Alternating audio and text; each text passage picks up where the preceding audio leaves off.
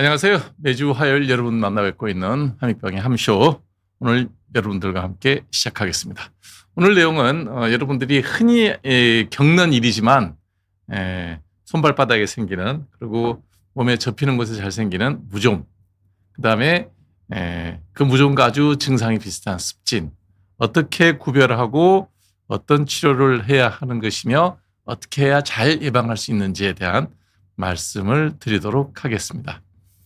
증상은 여러분들이 느낄 때는 비슷비슷해 보여요. 그러니까 무좀과 습진을 구별하지 않고 약을 잘못 쓰는 경우가 있는데요. 그러면 무좀이 악화되고 습진이 악화되는 그런 경우가 있습니다. 함께 정보를 공유해 보도록 하겠습니다. 자, 무좀은 원인은 곰팡이가, 그러니까 여름에 장마철에 벽에 버럭게 곰팡이 피는 거 있죠. 그 곰팡이 중에 일부는 피부의 각질에 기생하는 곰팡이가 있습니다. 그런 곰팡이가 습도가 높고 그다음에 피부에 열이 많은 부위, 접히는 부위겠죠. 그런 부위에 잘 생기는데 그 감염증의 결과가 무좀이라 그럽니다. 그다음에 이 피부과 병은 이름이 같은 병을 갖고 다르게 여러 가지로 표현이 돼요. 그러다 보니까 뒤섞입니다. 뒤섞이기 때문에 여러분들 혼돈하지 않도록 설명을 드릴게요. 순 우리말로 무좀입니다. 한문으로 백선이라 그래요. 영어로는 더마토파이트에 의한 곰팡이 감염증 이렇게 얘기하고 캔디다 뭐 이렇게 얘기도 하고, 병명은 여러 가지 형태로 불려요. 그렇지만 그냥 통칭해서 우리가 가장 가까운 순 우리말 무좀 이퀄 곰팡이 감염증 이렇게 생각하시면 되겠습니다. 습진은 뭐냐면 습하게 진물이 나면서 가려운 발진을 이제 한문으로 쓴 거죠. 습진. 피부에 여러 가지 원인으로 염증 반응이 생기면 지금 사진에서 보다시피 이게 주부습진의 전형인데요. 가렵고 그다음에 처음에 초기 병변은 물집이 잡히고 그다음에 진물도 나고, 이게 이제 만성화가 되면 마릅니다. 마르면서 두터워져요. 그래서 딱딱해진 그 판이 빨간 판이 생깁니다. 요게 이제 만성 습진, 이거는 곰팡이 감염과는 전혀 상관없습니다. 근데 여러분들이 일견 얼른 보시면 왼쪽 발바닥에 보이는 무좀의 양상이나 오른쪽 손등에 보이는 주부습진의 양상이 비슷하죠. 생긴 것도 비슷하게 생겼고, 그 다음에 증상은 뭐 더 비슷합니다. 가렵다는 겁니다.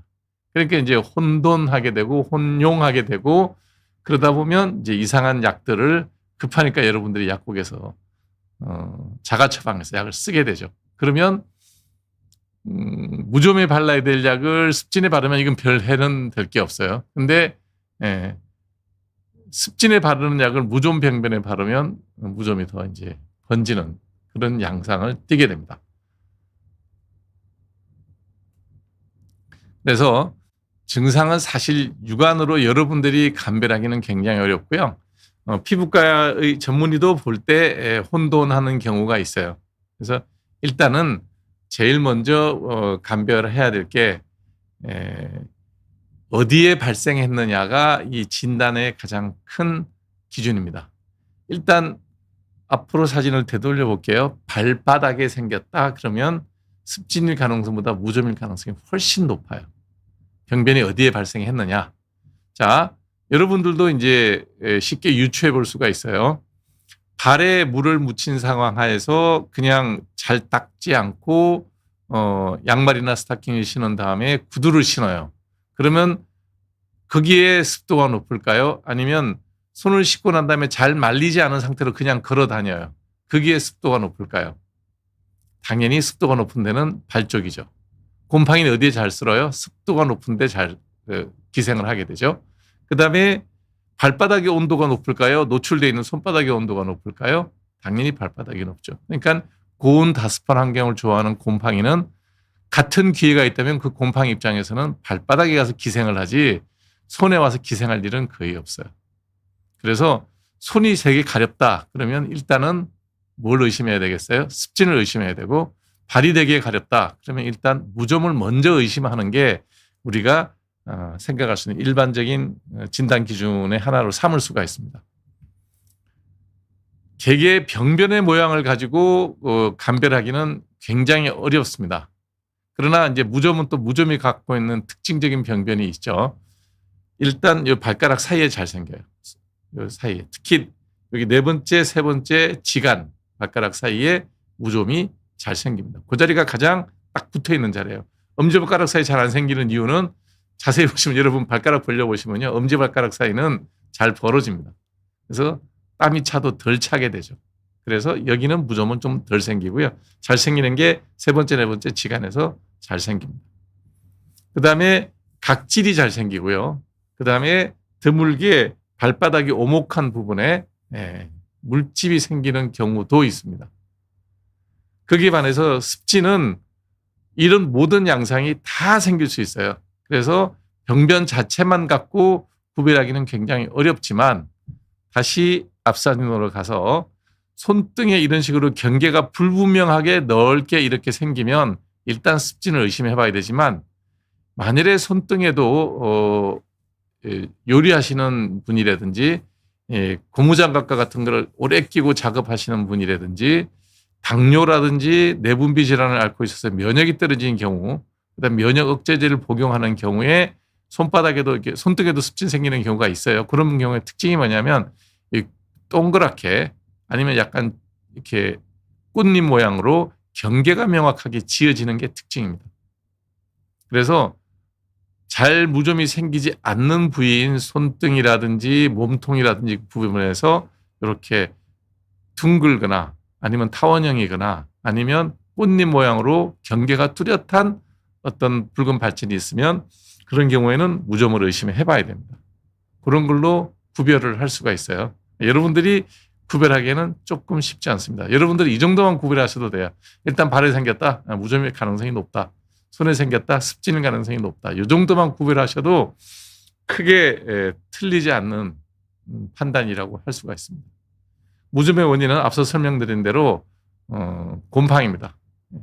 그래서 트리코파이트라고 하는 피부에 기생하는 곰팡이 등에 의해서 무좀이 생기고요. 습진의 경우는 그냥 단순한 알레르기 반응일 수도 있어요. 그 다음에 단순한 자극 반응일 수도 있어요. 그런 경우에 인해서 피부에 가려움증이 생기는 경우가 습진이 되겠습니다. 그래서 부위가 사타구니라든지 발바닥이라든지 겨드랑이라든지 땀 차고 접히는 부위에 잘 생기고요. 치료는 항진균제, 바르는 항진균제가 워낙 좋은 것들이 많이 나와 있기 때문에 이거를 꾸준히만 발라주면 병은 쉽게 완치할 수가 있습니다. 진단만 딱 되면 항진균제는 오래만 발라주면 됩니다. 문제는 뭐냐면 발바닥에 오래된 무좀이라 하더라도 항진균제를 바르기 시작하면요. 한 2, 3주만 열심히 바르면 증상이 극복이 증상은 싹 좋아져 버려요. 그러면 어떤 일이 벌어지냐면 다 나았다고 여러분들이 오해하는 겁니다. 제일 무좀 치료가 어려운 이유가 한 2, 3주 정도만 약 열심히 바르면 겉에 드러나 있는 병변, 겉에 드러난 이렇게 허옇게 각질 벗겨진 이게 싹 좋아져요. 그러면 사람들은 다 나았다 생각하는데 발바닥의 각질은 되게 두터워요. 안에 숨어있는 무좀균들이 되게 깊이 들어가 있어요. 그래서 중단하면 안 됩니다. 발은 최소 6개월, 발 뒤꿈치 같이 두꺼워진 거는 9개월에서 1년 정도는 그냥 꾸준하게 발에 로션 바르는 기분으로 계속 발라줘야 됩니다. 그거를 잊어버리면 안 되고요. 습진 같은 경우에는 이런 만성 습진의 경우에는 뭐 좀 오래 약을 발라야 되지만 스테로이드 연고 대개 일주일에서 2주 정도만 잘 발라주면 완치가 됩니다. 다만 이 습진의 원인이 여러 가지거든요. 예를 들면 화장품 알레르기라든지 접착제 알레르기라든지 이런 알레르기 반응, 알러지 반응에 의해서 생기는 습진은 원인 물질을 제거하지 않으면 늘 반복됩니다. 가장 요즘 많이 볼 수 있는 게 알러지 반응이에요. 접착제 알러지가 되게 많아요. 여러분들 뭐 사각형 외상 밴드라든지 이렇게 손에 감는 가벼운 상처에 받는 밴드라든지 그다음에 첩보 형식으로 되어 있는 진통제, 흔히 말하는 붙이는 진통제 파스 있죠.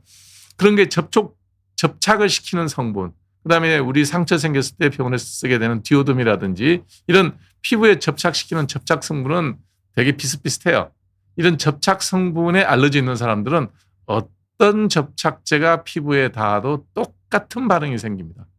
결론, 접착제 알러지가 있는 분은 접착제 쓰면 안 됩니다. 치료를 해도 그거 바르면 또 생긴다는 얘기죠. 절대로 접착제 알러지가 있는 사람은 접착제를 피부에 붙이면 안 돼요. 상처나면 어떻게 해야 돼요? 붕대로 감아야 됩니다. 그게 알레르기성 피부염을 예방하는 법이에요. 치료는 뭐 스테로이드 바르면 1, 2주면 다 나아요. 그다음 또가 문제는 화장품.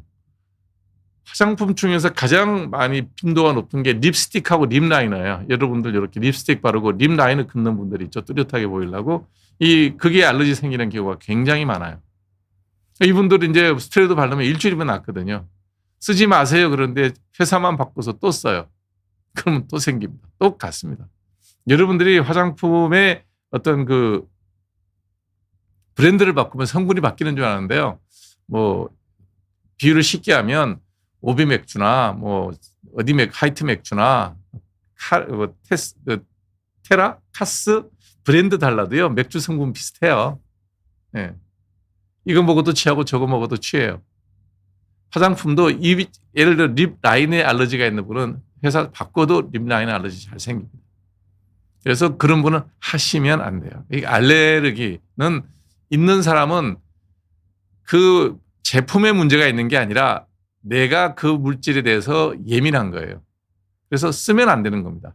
그러면 그 제품이 잘못된 거냐? 아니요. 내가 그 제품하고 안 맞는 거예요. 또 뭐 남성이나 여성분의 청바지 입고 난 다음에 배꼽 주변에 그 알레르기 생기는 경우가 되게 많아요. 그게 금속 알레르기예요. 그분들은 니켈이나 크롬과 같은 도금되어 있는 아니면 그런 성분이 들어가 있는 14K나 18K 정도 되는 제품이 피부에 닿으면 무조건 생깁니다. 그러면 그 제품이 잘못된 거예요? 아니요. 내가 그 제품에 대해서 예민한 거예요. 그래서 그 사람들은 금속이 피부에 닿으면 안 됩니다. 이런 식으로 알레르기가 이렇게 있는 사람들은 거기서 내가 도망가야 되지 계속할 수 있는 방법 없습니다. 그다음에 이제 요즘같이 목욕을 하게 되면 피부가 되게 건조해지잖아요. 이게 뭐 바깥에 기온이 이제 습도가 낮으니까 당연히 피부도 건조해지죠. 그런 사람들이 목욕할 때 세게 밀면 제가 항상 손으로 목욕하세요 그렇게 얘기하잖아요. 그렇게 해서 세게 밀게 되면 습진 생깁니다. 건성 피부염입니다. 건성 습진액이라 그러기도 하고요. 그런 경우에는 때밀면 안 되는 겁니다. 목욕을 오래 해도 안 돼요. 그다음에 이제 주부습진 같은 경우에는 너무 세제를 많이 쓰고 손을 너무 열심히 닦는 거예요. 제가 화장실에 이제 남자들은 보통 8시간이면 한 4번 정도 물 많이 마시면 4번, 안 마시면 2-3번은 화장실을 일하는 시간에 가게 되는데 그럼 같은 층에 일하는 분들을 만나게 돼요. 우연히. 손 씻는 거 보면 저분이 곧 수술방 들어갈 기세예요. 너무 열심히 씻어요. 뭐 큰일 만나는 거 그것도 아니에요. 그냥 소변 저랑 같이 보고 나가는데 손 씻는 게 거의 한 몇 분씩 걸려요. 비누질 꼬박꼬박 하시고 그러는데 친하면 제가 얘기하죠. 너무 그렇게 씻으면 주부습진 걸립니다.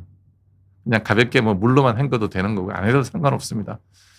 라고 얘기를 해주죠. 이제 그렇게 하면 주부습진이 생기는 거거든요. 물리를 손을 너무 많이 씻는 것도 내가 뭐 손이 깨끗해서 타인에게 청결한 내 손을 보여주는 건 좋을지 모르겠지만 내 손에 병 생긴다는 거죠. 그러면 안 되는 거예요. 손 씻는 건 하루에 3번 식전에 아침, 점심, 저녁 식사하기 전에 3번 정도 손을 씻으면 그걸로 충분합니다. 이런 식으로 무좀과 습진은 생기는 병변이나 모양이 다르기 때문에 치료 방법도 달라지고요. 예방법도 달라집니다. 자, 사진 보면서 또 한번 쭉 볼게요. 자, 손바닥, 발바닥에 일단 이게 왜냐하면 잘생기는 부위라서 이렇게 분류를 해놨어요. 발바닥에 보시면 생기는 각질, 발가락 사이가 이렇게 심하죠. 근데 손도 보면 비슷하게 생겼어요. 이거 갖고 모양이 비슷하니까 둘 다 무좀 아니냐? 아니요. 일단 발에 생긴 거는 무좀입니다. 그리고 자세히 여러분들 보시면 아시겠지만 여기 정상 부위 깨끗한 피부 보이죠? 이 정상 부위와 감염된 부위의 경계가 비교적 이렇게 로zet 모양으로 장미 이파리 경계처럼 이렇게 경계가 뚜렷해요. 여기 무좀을 진단하는 가장 큰 기준 중에 하나입니다. 발바닥에도 이런 모양으로 생기는 경우가 있어요. 어릴 때 아토피 앓았던 사람들이 어른이 되고 난 다음에도 발바닥에 이런 모양으로 손에 지금 생긴 이런 모양으로 발바닥에 이렇게 발가락에 심하고 발 뒤꿈치에 심하고 이런 식으로 생기는 경우도 있어요. 근데 보시면 아시겠지만 여기는 경계가 불분명해요. 여기는 경계가 비교적 뚜렷합니다. 그러니까 여러분들이 병원에 갔을 때 피부과 의사가 별것도 아니고 뭐 발이 가려서 왔어요. 근데 바닥에 조명을 세게 해놓고 열심히 들여다봅니다. 10초 내지 15초. 그래서 요게 딱 보이면 뚜렷한 경계가 보이면 이거는 쉽죠. 발에 생겼고 경계가 뚜렷하고 각질 있고 가렵다. 무좀이에요. 그럼 이 진단 뭐 거의 99% 맞아요. 근데 자세히 들여다봤는데 발바닥에 병변이 생겼는데 이렇게 생겼어요. 경계가 불분명하게 생겼어요. 그러면 이제 고민하는 거죠. 그럼 이제 물어봐요. 어릴 때 아토피 알았냐? 혹시 몸에 다른데 아토피 증상이 있을 수 있으니까 팔 접힌데 다리 무릎 뒤에 접히는 부위 좀 봅시다. 뭐 이런 식으로 다른 데서 유추를 해내려고 보는 거예요. 그러니까 여러분들이 병원에 갔을 때 피부과 의사들이 별거 아닌데 왜 이렇게 확대기가 다 들이대고 조명 세게 해서 보느냐? 네, 그거 보려고요. 왜냐하면 피부과 의사는 눈으로 보면 진단 90% 할 수 있어요.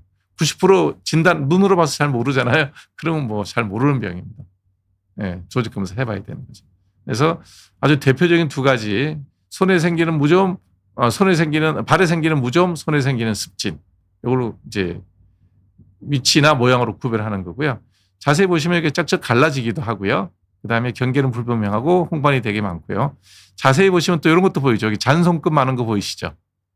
여러분 손이랑 한번 비교해 보세요. 이 지금 이 사진은 뚜렷하게 그려져 있지는 않은데 붉은 손금은 누구나 다 있어요. 근데 이 사이에 보면 잔잔한 손금이 되게 많아요.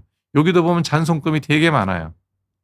이게 뭐냐면 어릴 때 아토피 알았던 사람이 어른 되면 이런 모양으로 손이 변해요. 전체적인 손바닥은 좀 두터워진 것 같은데 자세히 보면 잔 손금이 되게 많은 게 아토피가 있었던 사람이고 이런 사람이 물리를 좀 많이 하거나 뭐 주방 세제를 많이 쓴다거나 손을 자주 닦거나 그러면 주부습진 이런 모양으로 생겨요. 그래서 여성분들의 경우에 물리를 하는 경우가 많죠. 아무래도 가정주부, 가정살림, 집에서도 뭐 일을 하게 되면 남자보다는 여자가 물리를 많이 하니까 그러면 손에 이렇게 습진이 반복돼요. 그러면 약 주면서 물리를 좀 하지 마세요. 손을 좀 아끼세요. 이렇게 설명을 하면 집에 일이 너무 많대. 그러면 이제 그래도 손을 아껴야 됩니다. 뭐 나눌 수 있으면 남편이랑 일을 나누고 애들한테도 자기 일 좀 시키고 그렇게 하세요. 이제 그런 얘기를 하죠. 농담처럼 얘기합니다. 타고난 손은 공주손인데 하는 일이 무수리처럼 일을 많이 해서 그러니까 일 좀 적게 하세요라고 얘기를 하죠. 그래서 이런 걸로 진단을 할 수가 있습니다. 진단하면 뭐 이건 항진규제 바르면 미니멈 6개월은 발라야 되고요. 요거 토피컬 스테로이드 바르는 스테로이드 약 일주일에서 2주 바르면 싹 좋아집니다. 그리고 평상시에 보습제 쓰고 손을 좀 아끼면 예방할 수도 있죠. 그래서 이런 모양으로 여러분들이 이제 습진이 생기거나 무좀이 생겼을 때 치료를 하면 되는데 제일 문제는 빨리 병원에 안 온다는 거죠. 대개 본인이 여러 가지 방법으로 자기 스스로 자가 처방을 해서 뭘 하고 난 다음에 병변이 막 뒤죽박죽이 돼서 오는 경우가 되게 많아요. 그러면 진단도 어려워지고 치료 기간도 길어지고 이런 문제들이 있습니다. 여러분들이 작은 병변이 처음 생겼을 때 불편하면 병원은 빨리 오는 게 나아요. 그러면 뭐 일주일이면 끝나고 무좀 같은 거에다 한 6개월 이내에 다 끝날 수가 있죠. 네, 오늘은 여러분들에게 손발에 흔히 잘 생기는 무좀과 습진에 대한 감별에 대한 말씀을 드렸고요. 여러분들의 질문을 좀 받아보도록 하겠습니다. 마음 편한 하루님, 발바닥에 하얗게 각질이 일어나고 가렵길래 각질 제거를 빌었대. 이제 이러면 안 되는 거죠. 예. 더 번졌습니다. 예, 무좀인지 단순근조 때문인지 헷갈립니다. 물집이 생겼다 터지기도 하는데 무좀일 가능성이 되게 높죠. 지금 설명드린 무좀의 증상이 여기 다 나타나 있죠. 가렵고 각질 생기고 그다음에 물집도 잘 생기고 단순 건조증의 경우에는 수포 생기는 경우가 거의 없습니다. 여성의 경우에 한 40대 중후반이 돼서 갱년기에 폐경이 다가오면 발 뒤꿈치가 그냥 이유 없이 두꺼워지는 경우도 있어요. 그런 경우라면 뭐 각질 연화제 제거제를 쓰게 되면 그걸로 호전이 되는데요. 절대 물집은 안 잡힙니다. 그래서 전문 의사분들 만나보면 금방 알 거예요. 이건 뭐 균 검사 안 해봐도 모양만 보면 알 수 있으니까 이렇게 긁거나 제거하지 말고 병변이 있는 그 모양대로 가시면 진단되고 진단되면 약 바르시면 됩니다. 가족 중에 한 명이 발무좀이 있는데 욕실에서 슬리퍼를 같이 씁니다. 옮을 수 있나요? 그럼 당연히 옮을 수 있죠. 되게 무좀은 그런 방법으로 옮기 때문에 그래요. 우리나라는 기본적으로 입식 문화라 하더라도 소파 있고 침대 있고 하지만 집에 들어가면 신발을 벗고 양말 신고 있는 경우도 있지만 대개는 맨발로 걸어 다니잖아요. 예. 그러니까 이게 뭐 욕실의 슬리퍼가 아니고요. 집에 누군가 무좀이 있어서 같은 공간을 공유를 하면 그 사람이 딛고 간 자리에 다 무좀균, 곰팡이는 다 남아있죠. 그다음에 이제 내가 그 뒤에 그걸 밟으면 당연히 옮죠. 그래서 뭐 가족의 문제가 아니고요. 대중탕을 이용하거나 사우나를 가거나 뭐 그런 집단 시설에 가면 거기 예를 들어 10명이 있다. 한두 명은 무좀 있지 않을까요? 예. 우리가 보통 무좀 발생 빈도로 따지면 두세 명은 있다고 봐야 돼요. 그럼 그 사람들이랑 그 대기실이라든지 욕실을 공유하는데 무좀이 옮게 되죠. 없는 기준은 다 그렇게 옮아요. 예. 그러니까 이게 정직한 세상님 같이 가족을 걱정할 게 아니라 대중탕을 이용하는 분 이런 분들은 항상 발바닥에 무좀을 옮을 수가 있다. 제가 이제 뭐 이런 말씀도 드린 적이 있는데 그 대중시설을 이용해서 목욕을 하신 분들은 나올 때 수건을 바닥에 깔고요. 자기가 썼던 수건을 바로 그냥 수건 수거함에 넣지 말고 딱 발에 두 손을 이렇게 밀고 나와서 자기 신발 신을 때까지 밀고 나와서 거기서 자기 양말 신발 신고 나오고 이걸 돌돌 말아서 탁 던져서 사용한 수건을 회수하는 구함에다 집어넣어야죠. 그렇게 하는 게 제일 안전합니다. 집안에 또 누군가 무좀이 있으면 그분이 치료를 빨리 하셔야죠. 네. 이소티논을 하루에 하나를 먹다가 겨울이라 2일에 하나. 그 정도 드시면 돼요. 요즘 같은 경우는 뭐 이제 약 안 먹어도 되죠. 약을 발라야 돼요. 여러분들이 여드름 치료할 때 이소티논이라는 약을 쓰는 건 되게 좋은데 항상 제가 말씀드리지만 1년에 100개 이내입니다. 1년에. 1년에 100정 이내로만 드셔야 되고요. 아주 심한 경우에는 그 이상 약을 먹게 되는데 그럴 때는 한 달에 한 번씩 간 기능 검사와 콜레스테롤 수치를 확인하면서 약을 드셔야 돼요. 근데 대개는 그 정도 심한 경우는 거의 없어요.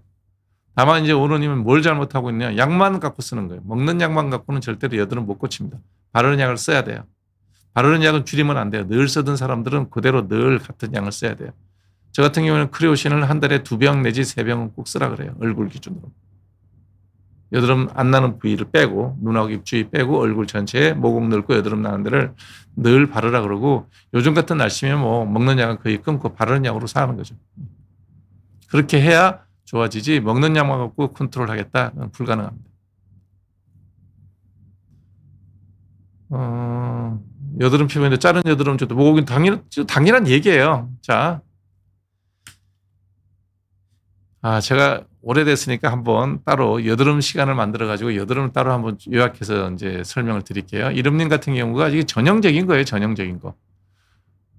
여드름 피부라는 거는 타고난 피부가 심한 지성 피부라는 얘기예요. 이름님은 보통 일반적인 평균적인 사람보다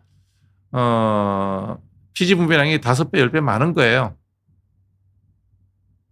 그렇게 그 피지 분비량이 많으니까 그 피지 분비량이 나가는 구멍, 모공과 균형이 되지 않으면, 그러니까 예를 들면 신도시를 만들었는데 차가 그 도시에서 매일 출퇴근하는 차가 예를 들어서 5,000대쯤 되는데 길은 2차선이에요. 길이 어떻게 될까요? 출퇴근 시간에. 길이 엉망이 되겠죠. 그게 여드름 상황입니다. 그래서 사람들이 이제 거기서 뭐 이제 구청장한테 따지고 이제 뭐 그렇게 해서 길을 6차선으로 늘렸어요. 차는 그대로 5,000대예요. 그러면 잘 빠지겠죠. 길이 3배, 2차선이 6차선 됐으니까. 그게 모공이 넓어진 거예요. 지금 얘기하셨잖아요. 여드름 피부였는데 자른 여드름, 그 막힌 여드름은 별로 없는데 길이 이렇게 넓어졌어요. 그게 모공이 이렇게 넓어진 거예요. 당연히 모공이 넓어지니까 여드름은 안 나죠. 그런데 그 넓어진 모공으로 피지가 잘 나올 거 아니에요. 그러면 길이 넓어졌으니까 차가 잘 다닐 거 아니에요. 그러면 주변에 교통량이 많아져서 거기서 나오는 매연은 더 많아지겠죠. 똑같습니다. 피지가 많이 나오면 얼굴이 붉어져요. 지금 얘기하는 게 딱 그거예요. 뭐 디판테놀 무슨 약인지 모르겠는데 약 아니고 저거는 아마 저길 거예요. 그 의사 처방 없이 쓰는 약일 거예요. 그런 걸로 좋아지지 않습니다. 피지 줄여야 됩니다. 피부 장벽이 원인이 아니고요. 피지가 많아서 생기는 거예요. 교통량이 많아지면 여러분 뭐 88도로 옆에 있으면 공기오염 심하잖아요. 사람들은 뭐 강변의 아파트 좋다 그러는데 거기에 오염도는 되게 높아요. 그쪽으로 문 못 열어놓을 겁니다. 옷 새카매지잖아요. 피지 많이 나면 얼굴 빨개지는 거랑 똑같습니다. 그래서 여러분들은 이렇게 쉽게 얘기하시면 돼요. 여드름은 교통량하고 똑같다. 길이 좁은데 교통량이 많으면 여드름이 생기고 길이 넓어지면 차가 많이 다녀서 주변에 공기가 더러워지는 거랑 똑같다. 이렇게 생각하시면 딱 맞아요. 그래서 이름님은 답은 하나예요. 피지 줄이는 약, 아이소트레티논 드시고요. 적정량, 주치의가 처방하는 범위 내에 꼭 먹어야 될 때. 그다음에 약을 줄여서 끊을 때는 피지를 컨트롤할 수 있는 크리오신이라든지 디페린이라든지 이런 약들을 써서 피지의 분비량을 줄이는 노력을 해야 되고요. 이미 붉어진 거는 저게 이제 주사성 여드름이라 그래요. 주사라 그러기도 하고요. 주사 피부염이라 그러기도 하고요. 딸기코라 그러기도 합니다. 다 같은 얘기예요. 주사 피부염, 주사성 여드름, 딸기코. 지금 제가 네 가지의 서로 다른 용어를 구사를 했는데 한국, 대한민국, 남한, 코리아 딱 같습니다. 그러니까 여러분들이 이제 병원에 가서 이런 얘기 해요. 아유, 원장님 저는 여기 막 여드름은 아닌 것 같은데 모낭염이 자주 생겨요. 네, 모낭염하고 여드름의 관계는 한국하고 대한민국의 관계입니다. 그러니까 이름이 다르다고 해서 병의 본질이 달라지는 건 아니에요. 고수진님, 옆구리 갈비뼈 부분에 생길 수 있는 피부염이 어떤 게 있을까요? 옆구리 갈비뼈 부분에 많죠. 한 얼른 떠오르는 것만 해도 한 20가지쯤 되는데요. 그러니까 이런 식으로 진단할 수는 없고요. 우들두들하게 옆구리가 생겼다. 그러면 피부과 가보셔야 됩니다. 불편하지 않고 그냥 조금 만져진다. 그러면 보습제 바르고 한 일주일 기다려 보시고 때밀지 말아 보십시오. 그러면 좋아지면 되게 지금 계절적으로 가장 흔한 근성 피부염일 가능성이 많죠. 아토피도 습진의 일종으로 봐야 될까요? 아토피 때가 여러 번 여러분한테 얘기했는데, 네. 아토피라는 것은 체질적인 문제입니다. 그래서 아토피 체질은 다른 말로 얘기하면 알레르기 체질하고 같은 표현이에요.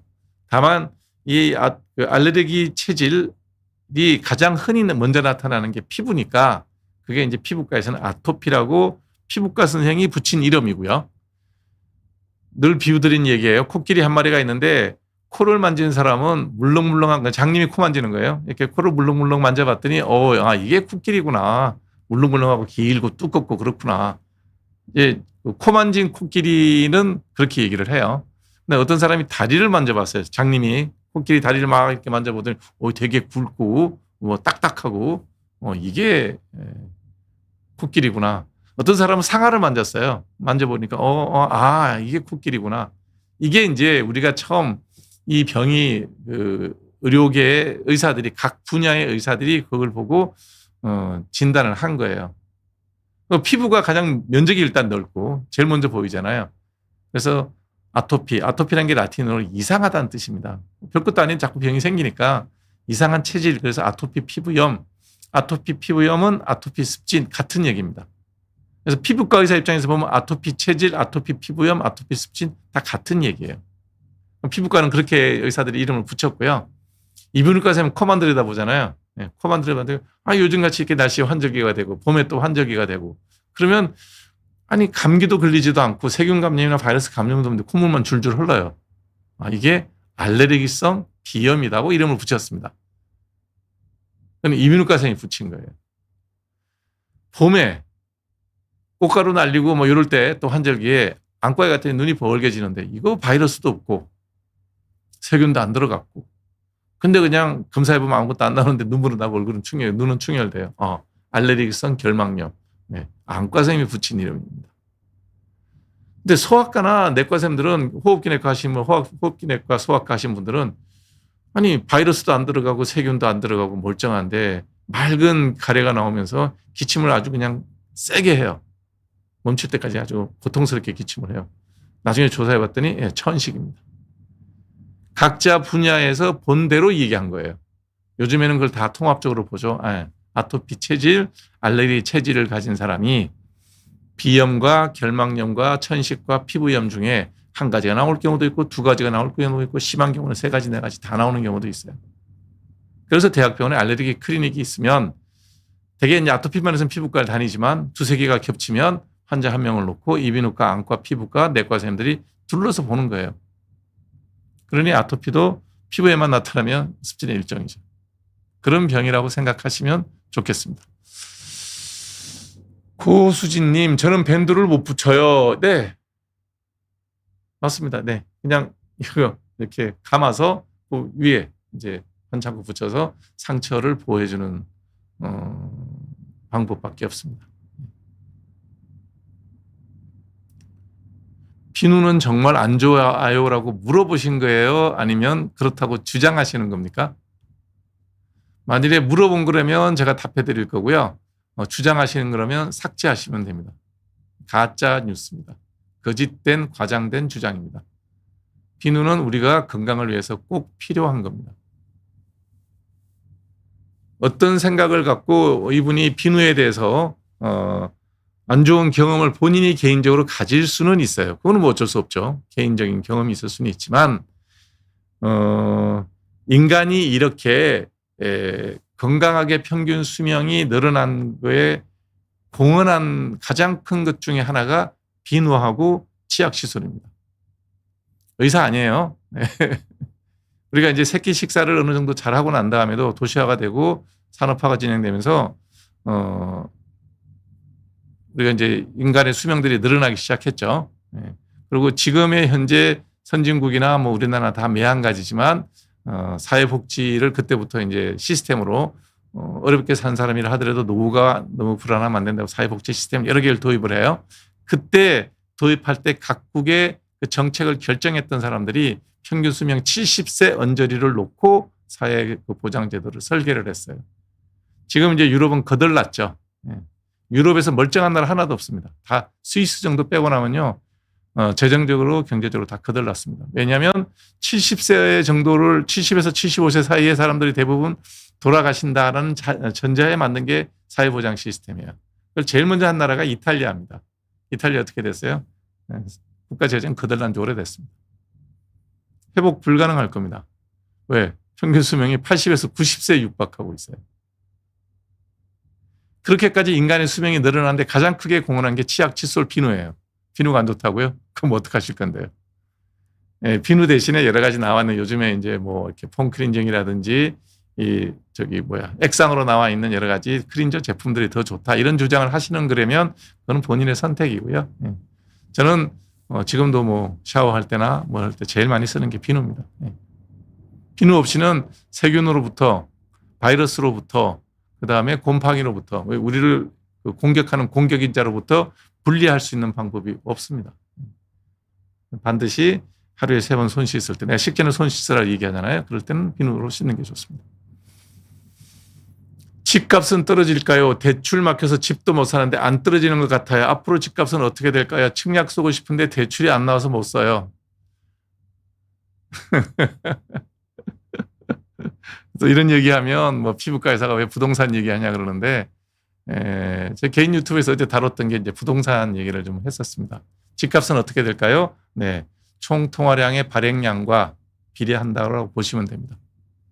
무슨 얘기냐면 정부에서 한국은행에서 발행하는 통화량, 한국에서 보는 통화 M0를 발생시키면 M1, M2, M3로 이렇게 화폐량이 늘어나죠. 은행이나 금융기관의 이제 피보팅 시스템에서 돈은 늘어나게 돼 있습니다.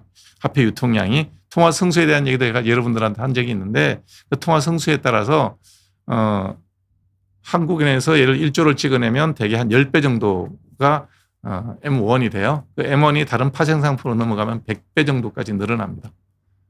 그래서 통화정책에서 화폐 발행량은 늘어납니다. 이거는 뭐 한국의 좌우 정권에 상관없이 이런 얘기하면 지금 얘기하는 시점이 이제 좌파 민주당 정부가 들어서 있으니까 좌파를 비판한다 그러는데 이 얘기는 아니라 우파가 집권하고 있어요. 똑같은 얘기입니다. 좌우를 불문하고 전 세계 모든 정부가 인플레이션으로 먹고 삽니다. 부채로 먹고 삽니다. 전 세계 부채가 제 기억은 흘러나나 2천조 달러인가 그럴 거예요. 뭐 2천조 달러. 엄청나게 많아요.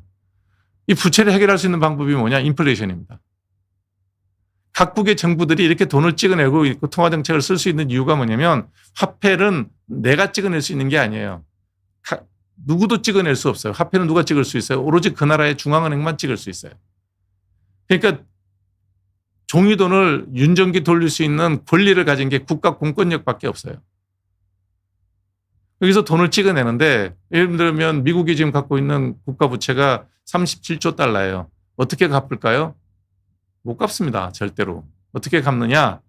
인플레이션을 내려서 한 50년에 30년에서 50년에 걸쳐서 쭉 인플레이션을 2%, 3%, 4% 요즘에는 5%를 인플레이션 기준으로 삼자고 얘기하는 사람들도 있어요. 월가에서는 좀 그렇게 얘기하는 사람도 있어요. 한 3 내지 4%의 인플레이션은 그냥 감수해야 된다. 이렇게 주장하는 분도 있어요. 연준은 2%라고 얘기를 하는데 그래서 인플레이션이 계속 누적적으로 생겨 한 30년 지나면 반값 이하로 갚아야 될 그 원금이 줄어들죠. 돈이 2배로 늘었으니까. 돈이 2배로 늘었어요. 계속 늘고 있어요. 우리나라도 매한가지입니다. 지난 국민 소비 진작을 위해서 뭐 지원금 나갔잖아요. 쿠퍼형태로 나갔지만 현금이죠. 예. 그건 정부 재정에서 돈을 푼 거예요. 돈 푸는 데는 두 군데입니다. 정부에서 풀면 재정정책이라 그러고 중앙은행에서 풀면 통화정책이라 그래요. 어찌됐든 돈 풀어요. 풀면 그 돈이 돌면 통화량이 늘어나죠. M2가 늘어나면 총통화량 흔히 말하는 보는 통화 더하기 정기예금 더하기 2년 미만의 정기예금 MMF 이런 거 다 합치면 이제 우리가 흔히 말하는 그 어디에서나 돈으로 쓸 수 있는 그게 M2라 그러는데 총통화량의 대표적인 지수죠. M2가 늘어나면 다른 고정되어 있는 재화값은 오를 수밖에 없어요.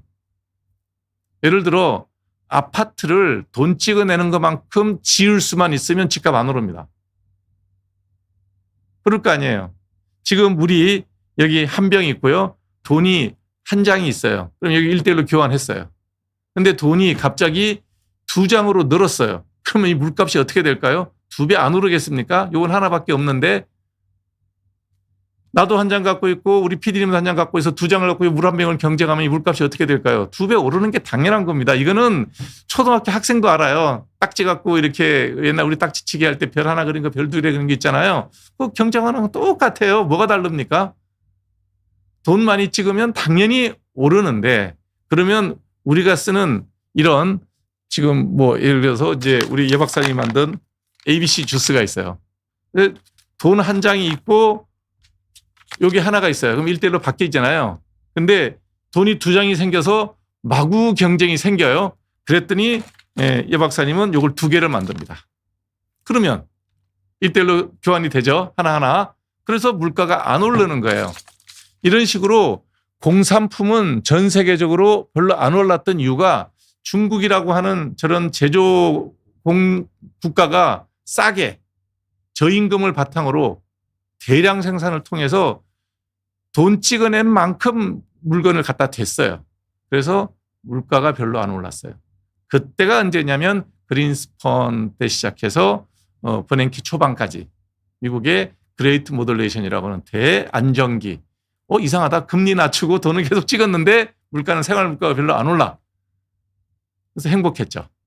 그래서 그때부터 이제 금융가가 오만해지고 했던 나쁜 짓이 뭐냐면 서브프라임 아주 저신용의 그 물건을 집을 담보로 해서 서브프라임 모기지 론을 발생시킨 거예요. 그러니까 갚을 능력도 안 되는 사람한테 야, 집 사. 돈 꺼줄게.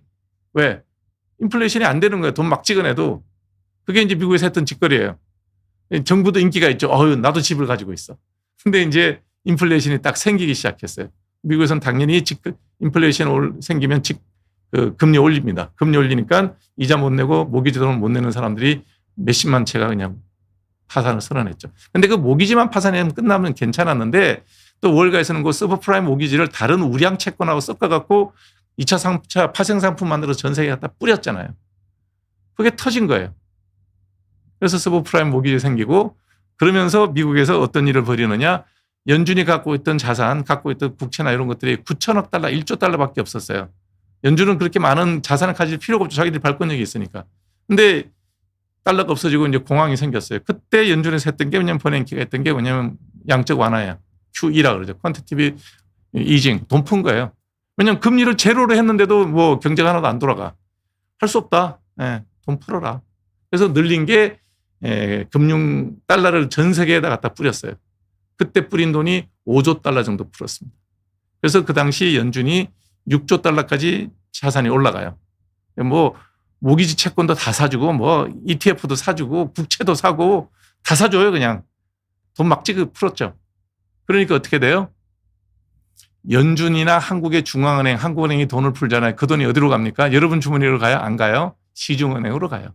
시중은행 그 돈을 누구한테 꿔줍니까? 그래도 있는 사람한테 꿔줘요. 그럴 거 아니에요. 자기는 담보를 잡고 돈을 구워주니까.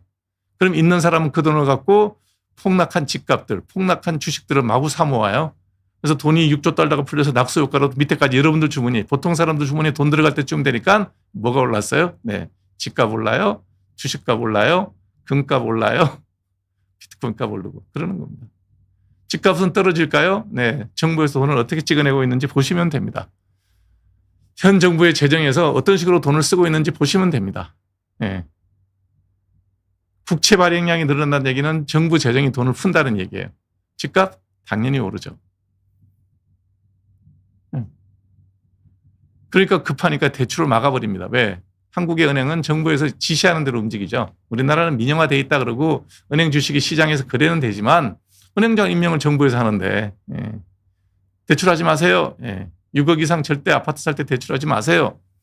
LTV 같은 경우도 뭐 되게 높게 해놓으면 도저히 대출 받을 방법이 없죠. 그렇게 해놓고 일단 거래를 못하게 하니까 값은 안 오르는 것처럼 보이지만 제가 볼 때는 뭐 몇 달 지나고 나면 그 눌러놓은 이 억지 정책이 무너져 내리면 집값은 또 한번 이렇게 점프를 하겠죠. 서서히 오르는 게 아니라 펑 하고 뛸 겁니다. 이걸 우리가 농구에서 농구공 치듯이 리바운드 현상이라고 그러죠. 이거는 우리가 약을 스테로이드를 쓸 때 환자한테 스테로이드를 써서 습지도 고치고 어떤 그 자가 면역 질환을 싹 놓고 나한테 스테로이드를 싹 빼버리잖아요. 그럼 어떻게 돼요? 펑 튀어요. 그걸 리바운드 피노미나라고 그럽니다. 그래서 의사는 경제도 아는 겁니다. 공부 똑바로 하는 의사들은요, 집값이 어떻게 되는지 눈에 보입니다. 왜? 억지로 눌러놓은 거예요. 이 누르는 걸 계속 누를 수만 있다면, 가능해요. 눌러놓을 수 있어요. 근데 자본주의 국가에서 돈 찍어내고 누르면 이 눌러진 돈이 어디로 셀까요? 어딘가는 흘러가겠죠. 현재는 주식으로 많이 가는 것 같아요. 그러니까 주가가 되게 좋아요. 주식이 많이 올라가면 그 주식을 가진 사람들이 나는 계속 주식만 할까요? 어느 정도 이익이 회수가 되면 현금으로 해서 그다음 뭘 하겠죠? 금을 살까요? 비트코인을 살까요? 아니면 인기 있는 강남 아파트를 살까요? 그때는 그 사람들은 현금으로 삽니다. 대출 걱정 안 하고 삽니다. 그래서 있는 사람들이 더 많은 자산을 갖게 될 겁니다. 그래서 대출을 안 하는 게 당장의 집값은 눌러놓을지 모르겠지만 현재 주가에 올라간 금융 장세에서 누군가 이익을 크게 얻는 사람이 생길 거고요. 그 사람들은 돈으로 바꾸면 그 현금으로 갖고 올라있는 집을 살 겁니다. 그래서 빈부격차는 점점 더 벌어집니다.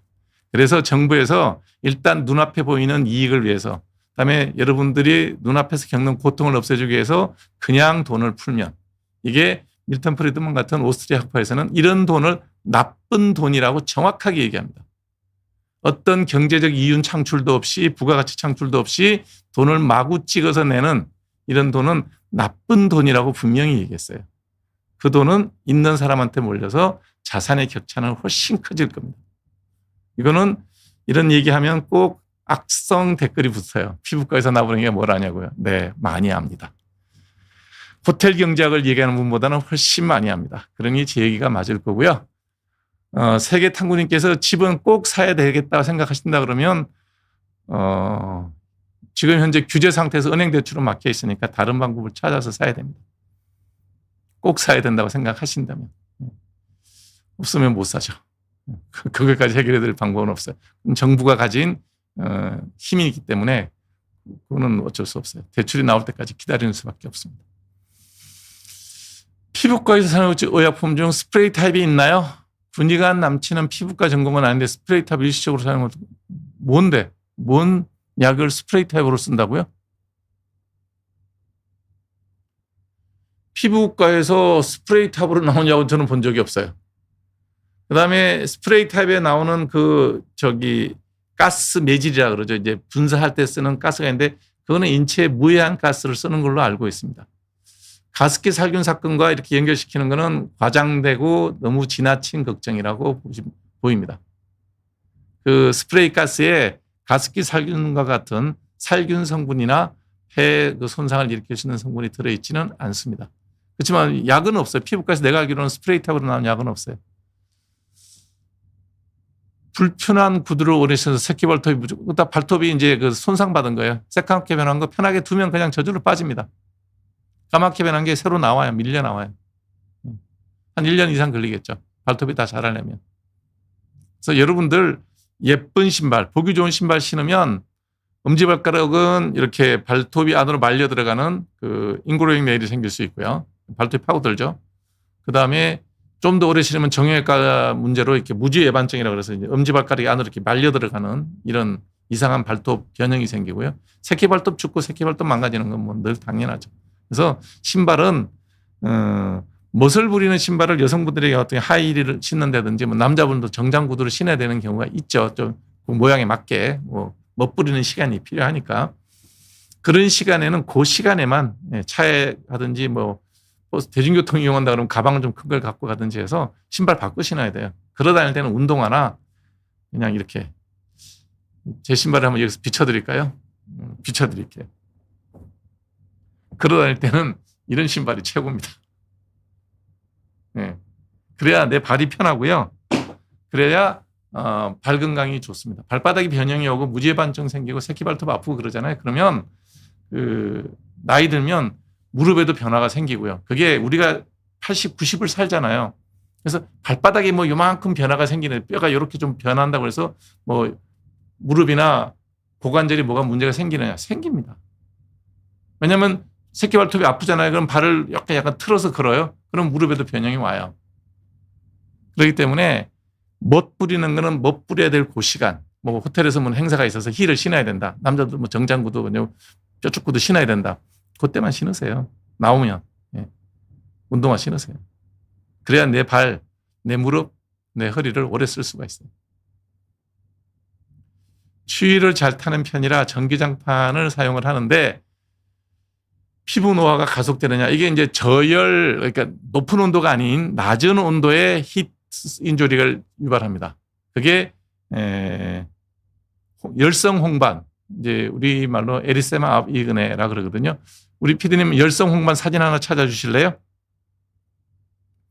어디에 잘 생기냐면 이런 그 전기장판 한 35도, 40도 정도에 되는, 그러니까 직접 그것 때문에 화상 생기지는 않아요. 근데 그런 낮은 열이, 낮은 그 높은 온도, 이게 웃기는 얘기인데 그 화상을 입히지 않을 정도의 그 온도를 계속해서 장기적으로 피부에 직접 노출시키면 그러면 열성 홍반이라 해서 혈관이 늘어나고 그 자리에 색소 침착이 생기면서 그물 모양으로 저게 생겨요.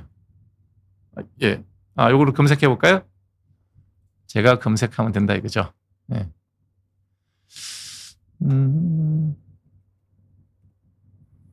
한글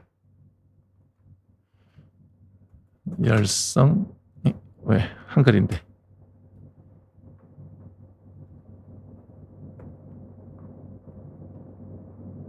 내 컴퓨터가 아니라서 좀 예.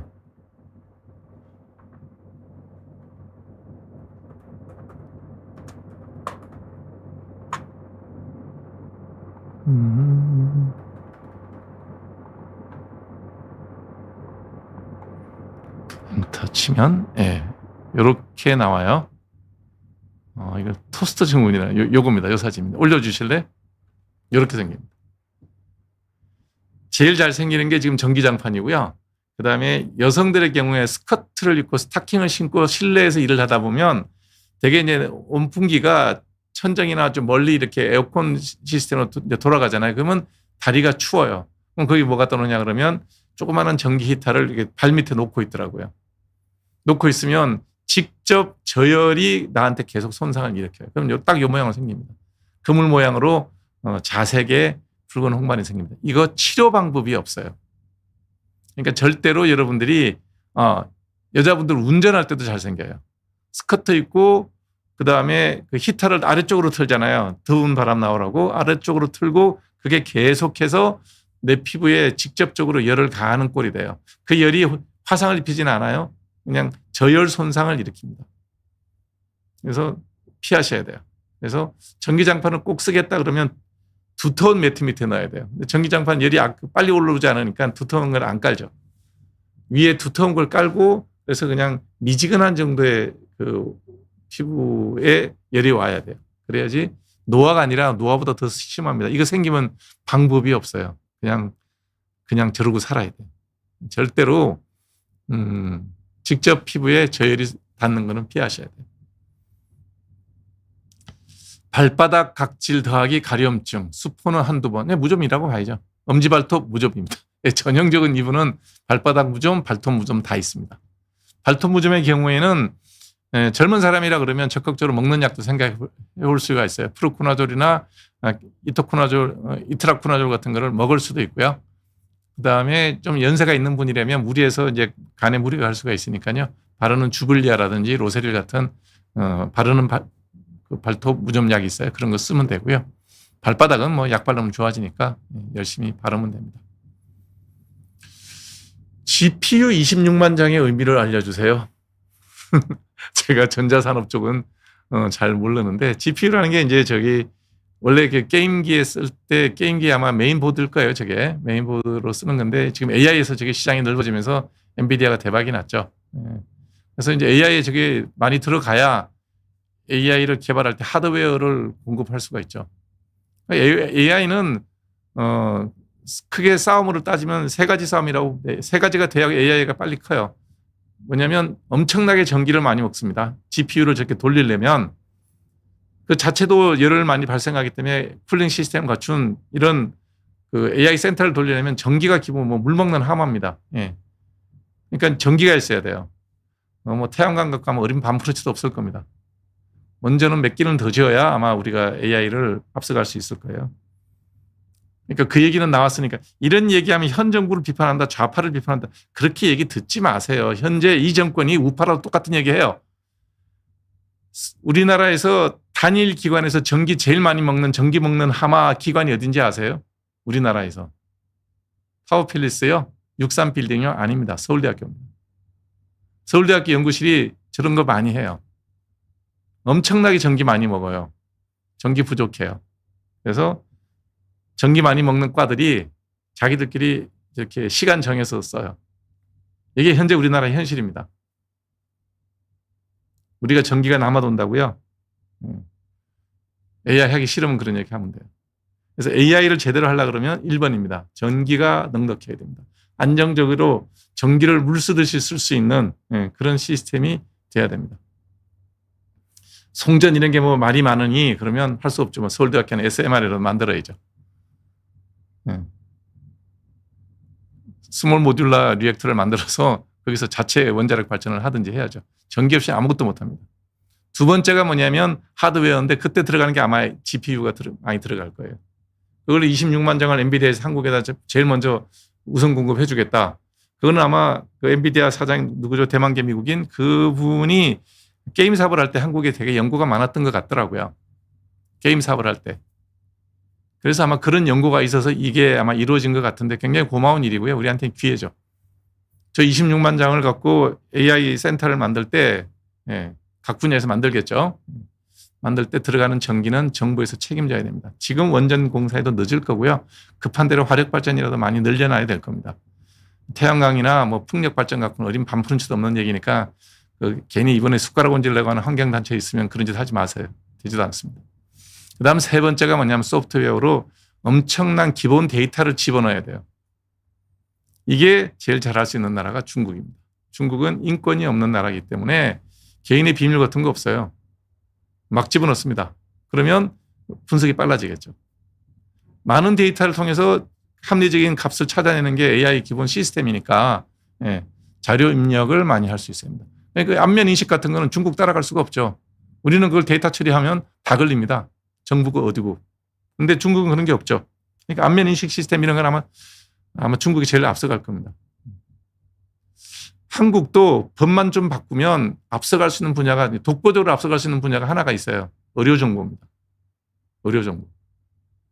이게 지금 현재 우리나라는 의료정보가 개인 신상 비밀로 묶여 있어가지고 아무것도 데이터 처리를 못 하는데 우리나라 의료보험관리공단에 들어가 있는 의료정보는 대한민국에 병원 안 간 사람 없어요.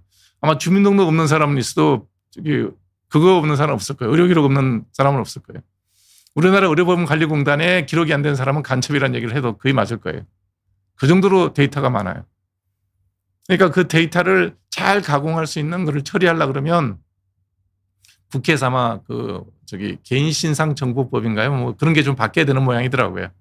그거 바꾸면 우리가 의료에 관한 AI는 우리 데이터가 워낙 좋기 때문에 기본 로 데이터가 워낙 좋기 때문에 앞서갈 수 있는 AI 분야가 하나가 아닐까라는 게 제 생각인데 모르겠습니다. 법을 제가 바꾸는 것도 아니고. 그래서 세 가지 중에 하나, GPU 26만 장은 센터를 구성할 때, AI 센터를 만들 때 들어가야 되는 가장 기본적인 중앙처리 장치 GPU가 26만 장이 한국에 들어온다 그러면 우리한테는 큰 기회다. 아마 그 정도가 아닐까요? 지금 세상만사님 질문 줘서 생각해 봤는데 아마 그 정도일 거라는 생각이 들어요. 좋은 기회는 가졌다. 여기서 빨리 우리가 적응을 하면 우리가 좋은 AI 센터들을 많이 만들어서 경쟁력, 세계적인 경쟁력을 유지하는데 큰 도움이 되지 않을까 하는 생각이 듭니다. 기회는 누구나한테 주어지는데요. 살리느냐 못 살리냐는 것은 받는 사람의 능력이죠. 두 가지입니다. 너무 지나친 정보보호법, 너무 환경보호론에 치우쳐서 발전량이 부족한 거. 서울대 얘기는 제가 정확한 얘기는 아니에요. 통해 들은 거기 때문에 정확한 얘기는 아닌데 엄청나게 서울대가 전기가 부족해서 실험실 운영에 어려움이 있다는 얘기는 제가 들었어요. 개인적으로 들은 게 있어요. 그게 말이 됩니까? 말이 안 되잖아요. 남편 얼굴에 흑자가 생긴 것 같아요. 멜라닌 크림을 바르세요. 만져서 튀어나와 있지 않으면 바르면 됩니다. 많이 바르면 안 되고요. 멜라닌 크림에서는 기본 원칙이에요. 기본적으로 밤에 한번 바른다. 세안을 한 다음에 기초 화장까지 끝내고 맨 마지막에 병변 부위에만 바른다. 이렇게 바르는 게 아니고 새끼손가락이나 두 번째 손가락에 약간 묻혀서 그 병변에만 이렇게 발라주면 좋습니다. 골프 치는 날 말고 실내 생활 하잖아요. 윤희님 바깥분은 실내 생활 하시니까 굳이 안 발라도 되는데 밖에 나갈 때는 바르는 게 좋고요. 골프 칠 때는 꼭 바르는 게 좋습니다. 이제 같이 사신 지 오래됐는데 얼굴에 검버섯 좀 생겨도 봐주세요. 스쿠님 피부과에 사용하는 의약품 중 스프레이 타입 없다니까요. 저거는 이제 정형외과에서는 이렇게 뿌리는 스프레이 그게 있는 거죠. 대중탕 욕조 말고 호텔 욕조는 개인 욕조. 이거 한번 일본에서 크게 문제된 적이 있죠. 아주 오래된 그 온천탕 하는 욕관에서 물을 얼마 동안 갈지 않아 가지고 그랬다 그러는데 저는 몰라요. 대중탕이든 호텔이든 리조트든 그네 운영하는 주체가 어떤 식으로 운영하는지를 모른다는 거예요. 우리는 이제 럭셔리한 호텔이나 일본의 그 욕강 같은 데 가면 그 물은 늘 내가 들어갈 때마다 물 싹 비우고 새로 해줬을 거라는 건 나의 기대고요.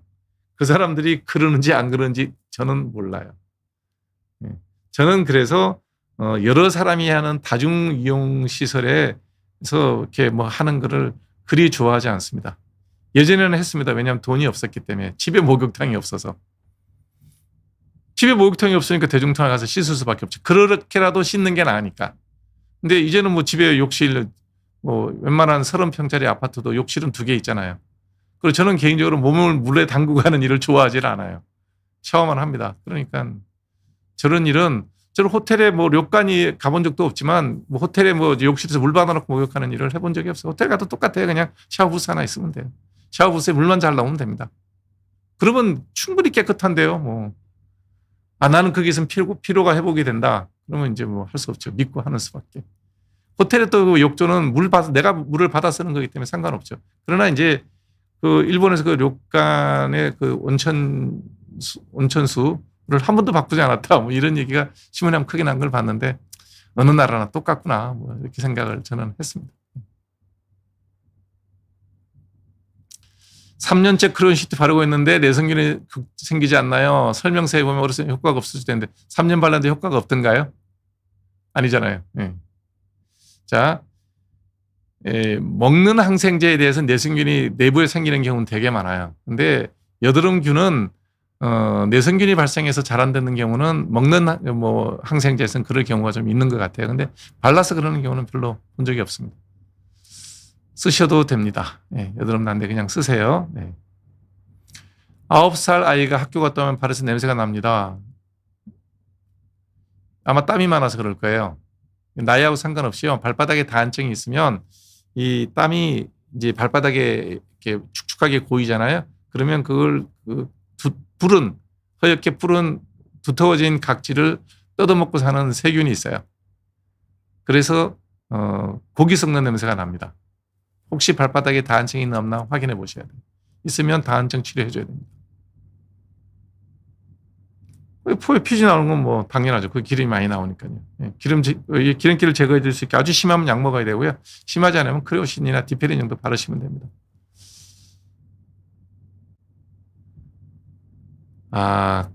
카니님이 질문, 미녹시딜 M자 대머리에 바르다가 끊으면 안 빠질 머리까지 빠지나요? 왜 그런 이상한 생각을 하세요? 왜? 이런 질문을 환자보다 되게 많이 받거든요. 명현현상은 없나요? 명현현상이라는 게 뭔지 모르겠습니다. 예. 그러니까 대머리는 유전병이고요. M자로 올라가는 게 대머리 증상이거든요. 예. 안 바르면 빠지고요. 바르면 유지됩니다. 그래서 뭐 평생 쓰세요. 중단하면 빠질 머리만 빠집니다. 맘모톰 유방 쪽 수술하셨나 보네요. 근데 근처 부위에서 피부가 가렵다고. 맘모톰하고 상관없고요. 그 상처 부위가 가려울 수는 있어요. 상처 부위가 재생될 때 빨갛게 이렇게 도드라지거나 그러면 가려움증이 생길 수 있어요. 뭐 약 좀 바르면 되고 필요하면 주사 맞아도 돼요. 수술 자국이 생기는 거지 맘모톰 자체 때문에 생기는 건 아니에요.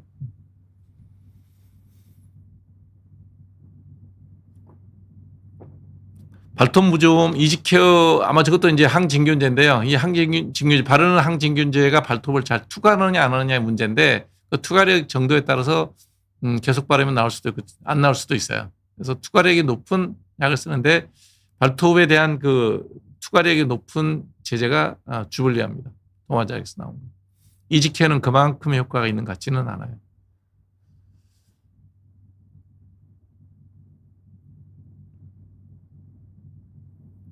세수핀으로 머리 감아도 탈모하고는 아무 영향 없죠. 예. 근데 이제 감으면 머릿결이 좀 거칠어지죠. 왜냐하면 기름이 쫙 빠지기 때문에.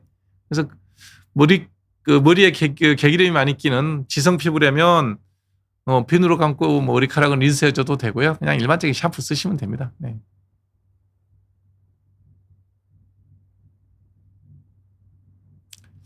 네, 지금 이제 자승님이 질문 준 게 뭐냐면 이게 이제 하이포센스타이제이션, 디센스타이제이션이라고 얘기하는 뭐 대표적으로 예를 들면 옷 갖고 얘기를 할게요. 우리 옛날에 지금도 우리나라 옷칠은 유명하죠. 참 이런 얘기하면 슬픈데 옷칠의 기본은 일본 사람들은 자기들이 옷칠을 제일 먼저 만들었다 그래요. 근데 제가 볼 때 우리나라 기술이 일본으로 넘어갔을 수도 있고 옷나무가 일본에도 있으니까 일본에서 자체적으로도 그 옷칠 기법을 개발해서 쓰고 있었다고 생각할 수 있겠지만 하여튼 그 먼저 옷칠에 대한 얘기는 일본과 한국의 의견이 좀 달라지긴 해요. 근데 한국의 옷이 일본으로 넘어갔다는 설도 있어요. 뭐 어찌됐든 같은 옷을 갖고 나무를 보호하는 이 옷 공예 기법은 한국이나 일본이나 비슷하고 한국이 오히려 더 발달했을 수도 있죠. 우리는 워낙 옷칠된 그 식기라든지 그다음에 쟁반이라든지 가구라든지 이런 게 많잖아요. 근데 똑같은 옷칠 기법을 갖고 일본은 그걸 가지고 떼돈을 벌어요. 뭘로 버냐 그러면 카메라가 처음 나왔을 때 옛날 카메라 보면 이렇게 얼굴 뒤집어 쓰고 이렇게 박스 있고 렌즈 이렇게 있어서 조절했잖아요. 옛날 처음 오리지널 카메라는 그렇게 만들어졌어요. 그 카메라를 만들 때 요 앞에 그 대물 렌즈하고 대안 렌즈 이쪽에 사이에 필름 있는 요 사이에 공간을 나무를 가지고 이제 만들었단 말이에요. 나무를 접는 식으로 얇게 썼던 게 아마 오동나무인 것 같은데 거기에 옷의 기법이 서양에는 없어요. 일본 사람들은 옷칠해서 엄청나게 수출을 많이 해서 떼돈을 봅니다. 뭐 요즘 치면 반도체 정도의 수입이라고 보면 되죠. 그러니까 똑같은 기술을 가지고 외국의 문화가 열려 있어서 서양의 문화, 우리보다 앞선 문화랑 접점이 생겼을 때 렌즈 만드는 기술은 일본이 독일이나 이런 나라에 뒤졌지만 이 옷을 이용해서 카메라를 만들 때 보존성이 높은 카메라 바디를 만들 수 있었다는 거죠. 지금은 카메라 바디를 만든다면 전부 다 합성 플라스틱이나 금속으로 만들지만 그걸 갖고 떼돈을 벌어요. 정말 엄청난 돈을 법니다. 그걸 바탕으로 일본은 카메라 렌즈 사업도 하죠. 그래서 일본 카메라가 유명해졌죠. 우리 조상들은 왜 안 했는지 모르겠어. 도자기 갖고도 떼돈 벌 기회를 놓쳐. 은재련 기술을 갖고도 떼돈을 벌 기회가 있는데 못하게 해. 오칠도 우리가 장인들이 많았는데 그런 것도 못해. 그래서 생각이 갇혀 있고 눈앞에 우물한 개구리로 살면 똑같은 원천 기술 갖고도 돈을 못 법니다. 그래서 항상 지금 우리가 가지고 있는 기술이 또 뭐가 있겠죠. 각자 분야에서. 그걸 좀 더 글로벌리 볼 것 같으면 큰 돈을 벌 수 있죠. 하여튼 옷 얘기가 앞으로 샜는데 그 옷이 강력한 알레르기 물질이에요. 그래서 옷나무를 만지고 옷 진액이 손에 닿았을 때 옷이 안 생기는 사람이 없어요. 그러니까 모든 사람이 옷은 걸린다고 봐야 돼요. 근데 옷 장인들도 걸리거든요. 그 옷 농축시켜서 산화시켜서 검게 만든 게 옷칠하는 용액이잖아요. 그 용액을 처음 다루는 신입 그 사원이 들어가면 온몸에 옷이 걸리죠. 계속 옷에 걸립니다. 그래도 이게 이제 나의 생업이 되고 나의 필생의 과업이 된다고 생각하면 여러 번 걸리면 나중에는 옷을 이렇게 발라도 안 걸립니다. 지금 얘기하는 게 알레르기 물질도 자주 노출시키면 이라는 전제가 그게 의학적으로 얘기하면 디센시타이제이션 혹은 하이포센시타이제이션이라고 얘기해요. 공격을 멈추는 게 아니라 내 몸이 적응을 하는 거예요. 자, 그거는 나의 생업이고요. 엄청나게 높은 농도의 알러젠을 계속 노출시켜야 됩니다. 근데 우리가 일상생활에서 진드기 알러지가 있다. 진드기에 노출돼서 그게 디센시타이제이션 되려 그러면 일부러 집에다가 진드기를 양생을 해야 될 거예요. 그건 불가능하고요. 이제 그런 걸 원하신다면 우리가 등에다가 패치 테스트를 해서 진드기 알러지가 강하게 양성이 나와요. 그러면 그런 분들한테는 의학적으로 진드기 알러젠을 액상으로 만들어 놓은 게 있어요. 그거를 피부에 계속 접종을 하는 거예요. 그러면 진드기 알러지에 대해서 이제 하이포센시타이제이션, 디센시타이제이션, 탈감작 요법이라 그래요. 그렇게 하면 치료를 할 수도 있어요. 집에서 뭐 집을 지저분하게 해서 침대를 지저분하게 해서 좀 참고 살면 어떠냐? 절대로 그 정도 용량이 안 돼요. 옷칠하는 분이 옷에 대해서 디센시테이션 되는 게 엄청난 양의 옷 알러젠에 노출되기 때문에 그래요. 30대 초 남성형 탈모 초기를 겪고 있는 남성입니다. 대머리의 유전입니다. 네.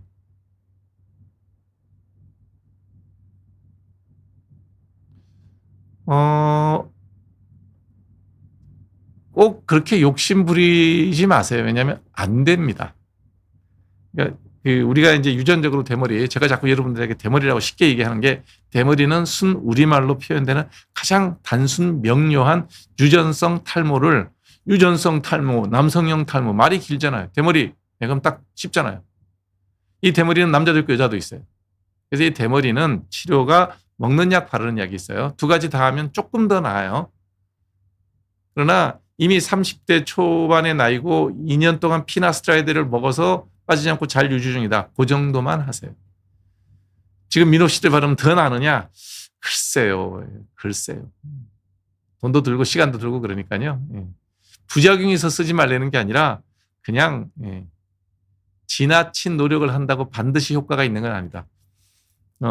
이거를 이제 우리 생물학적 반응에서 흔히 나타나는 건데 여러분 고등학교 때 생물 배우신 분들은 다 알 거예요. S커브라고 하는 게 있어요. S커브. 이것도 하나 찾아봅시다.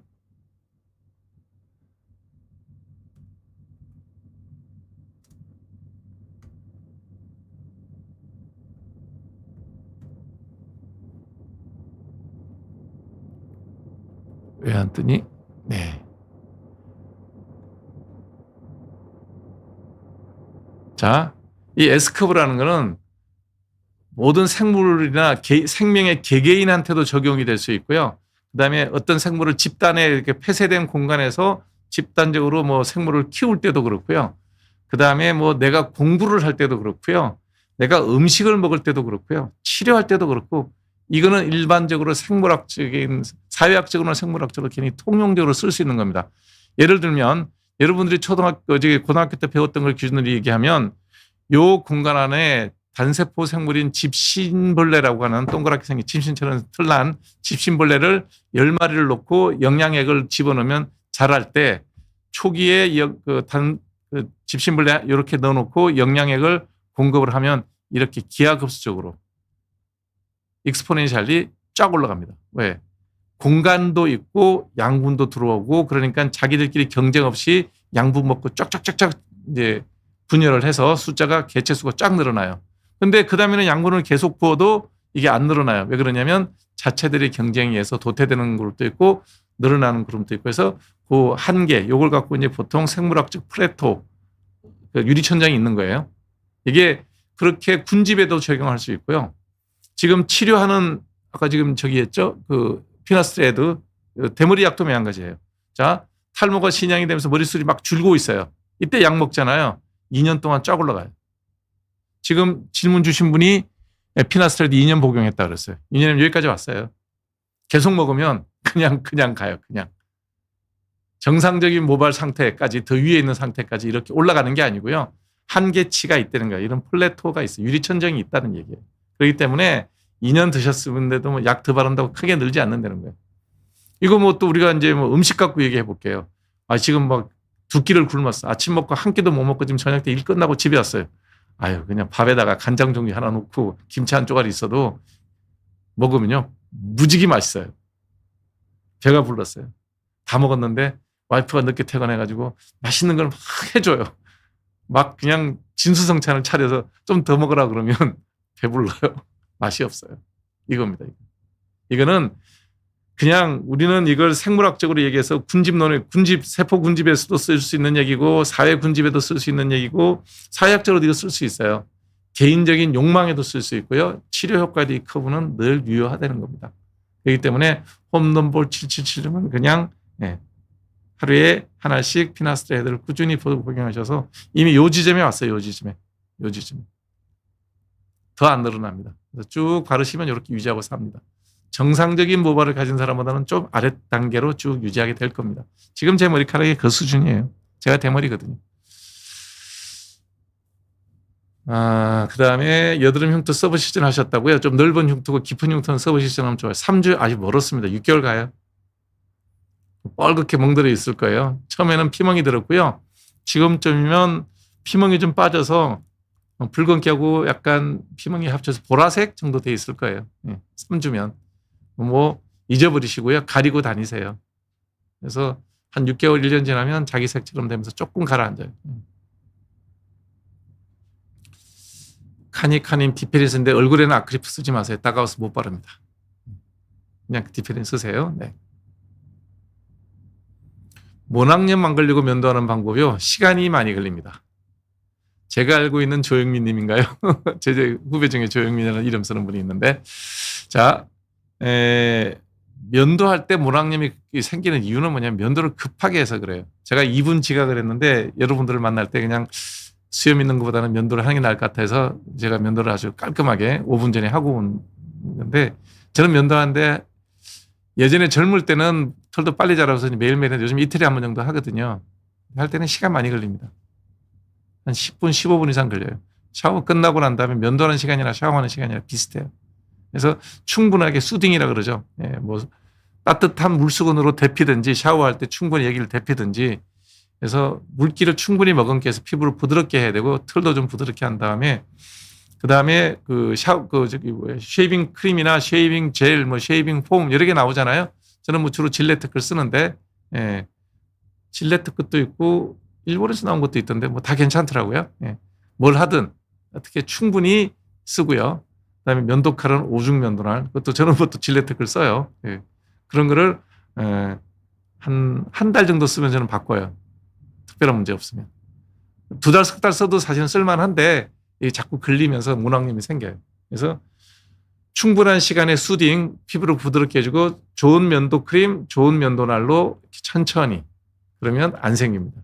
되게 아침에 급할 때 일찍 해서 그래요. 이렇게 하다 보면 생기죠.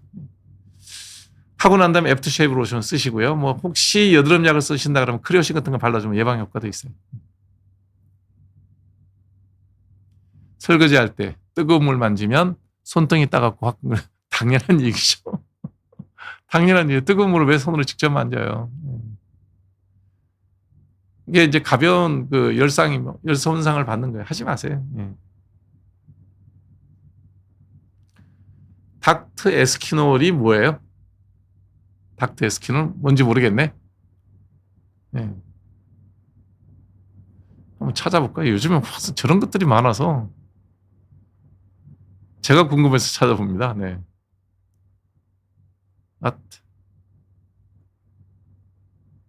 크롬 검색을 잘 안 써서.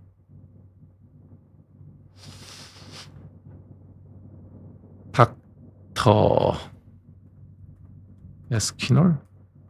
이 혹시 또 상품 광고하려고 일부러 올리신 거 아니에요? 닥터 에스키놀.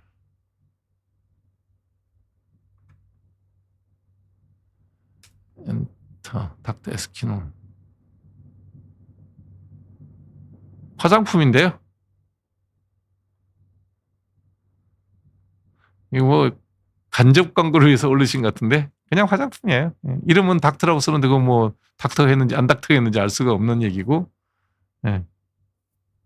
뭐 약국용이나 뭐 다르다 모르겠습니다. 그러니까 여러분들 뭐 저는 이런 걸 이렇게 여러분들하고 얘기를 하는 이유는 딱 하나예요. 예. 아셔도 좋은데 어떤 목적으로 이 질문을 주셨는지 제가 낚였다는 느낌이 드는데 뭐 또 보시고 마음에 드시면 사서 쓰셔도 나쁠 거 없습니다. 국산 화장품 문제없이 다 좋은 제품들이기 때문에 뭐가 좋으냐 사용해보고 좋으면 좋은 겁니다. 특별히 이 제품이 저 제품보다 월등하게 좋다 모르겠습니다. 저처럼 뭐 많이 안 바르는 사람은. 네. 예, 에리스 마블링의 열성공만 생기면 안 없어집니다. 그러니 하지 마시라고요. 절대로 여자분들 운전 오래 하시는 분들 뭐 그다음에 저기 스커트 입고 밑에다가 저기 빨갛게 불 들어오는 거 있죠? 네. 그런 전기난로 쓰시는 분들, 그다음에 전기장판 바로 피부에 닿게 하는 거 이런 거 하지 마세요. 생기면 흉입니다. 엄지발톱, 이중발톱 자르는데 그냥 두면 돼요. 네. 그냥 두면 나와요. 이제 우리가 안 맞는 신발 아니면 뭐 등산을 세게 한다든지 갑자기 달리기를 많이 해서 엄지발톱에 이렇게 바깥에서 막 이렇게 손상을 주면 발톱이 떠요. 그럼 그 발톱에 이미 죽은 거예요. 그럼 새 발톱이 나오면서 밀려 나오는 거예요. 그렇기 때문에 뭐 그냥 두시면 됩니다. 네. 오목가슴이 나이도 심해지는 건 아니고 통증이 있다 그러면 확인해 보세요. 이게 이쪽에 여기 이제 오목가슴 때문에 통증이 생긴다. 이게 통증 생기는 병이 아니에요. 혹시 심장병 있는 거 아닌지 확인해 보세요. 이게 엔자이나라 그래갖고 협심증 초기 증상일 수도 있어요. 이게 뭐 꺼져갖고 생기는 거 아프다. 그것 때문에 아플 이유도 없는 거고요. 예, 진통제 먹을 일이 아니고요. 반드시 여기에 명치 끝에 특별하게 뭐 이유 없이 통증이 생겼다. 제일 먼저 제일 위험한 게 엔자이나라 그래서요. 협심증 초기 증상일 수 있어요. 내과 가서 EKG 찍어보세요. 뭐 진통제 먹을 일이 아닙니다.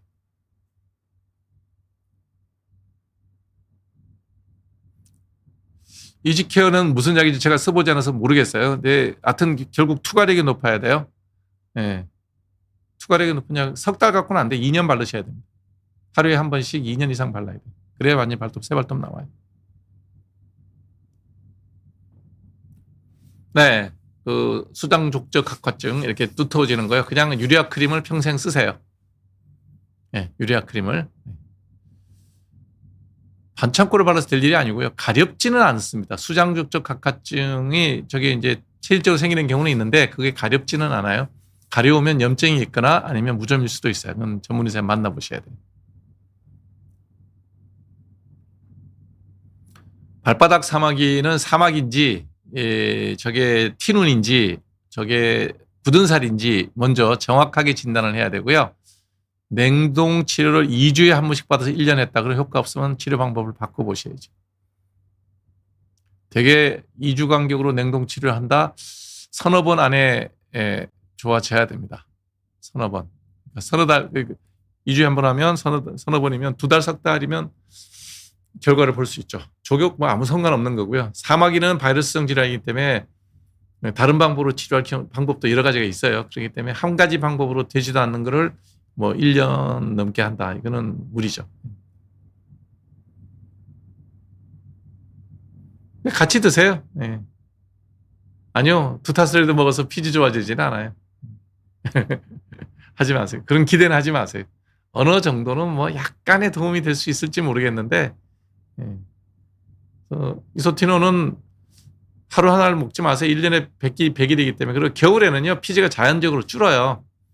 그렇기 때문에 제가 환자들이 오면 요때쯤 오는 환자들은 전부 바르는 약으로 바꿔버립니다. 언제 먹어야 되느냐. 여름 되면 피지가 정말 감당하지 못할 정도로 많이 나와요. 그때 먹으려고 약을 저는 저기 여드름 환자들 피지 많이 나오는 여드름 환자들 약 먹이는 기준이 6월부터 9월 사이에 집중적으로 쓴다는 게 딱 머릿속에 갖고 있어요. 환자가 12월 달에 여드름이 심하게 오잖아요. 그럼 짧게 먹고 끊어요. 대부분 바르는 약으로 유지를 합니다. 예, 두 가지 두타스라이드 가지고 여드름까지 생각하지 마세요. 그만한 효과는 없습니다. 네, 저는 뭐 대중이 이용하는 물놀이 시설, 수영장 별로 좋아하지 않습니다. 그거 말고도 할 수 있는 운동이 많은데 꼭 그거밖에 할 수 없다. 그러면 해야 되겠죠. 예. 그래서 실내 수영장 같은 경우도 수영도 잘하지는 못하지만 잘 안 가요. 조금 뭐 한 25m 가긴 하는데 그거 말고 다른 운동 하면 되죠. 그거밖에 뭐 할 수 없다 그러면 해야 되겠지만 네.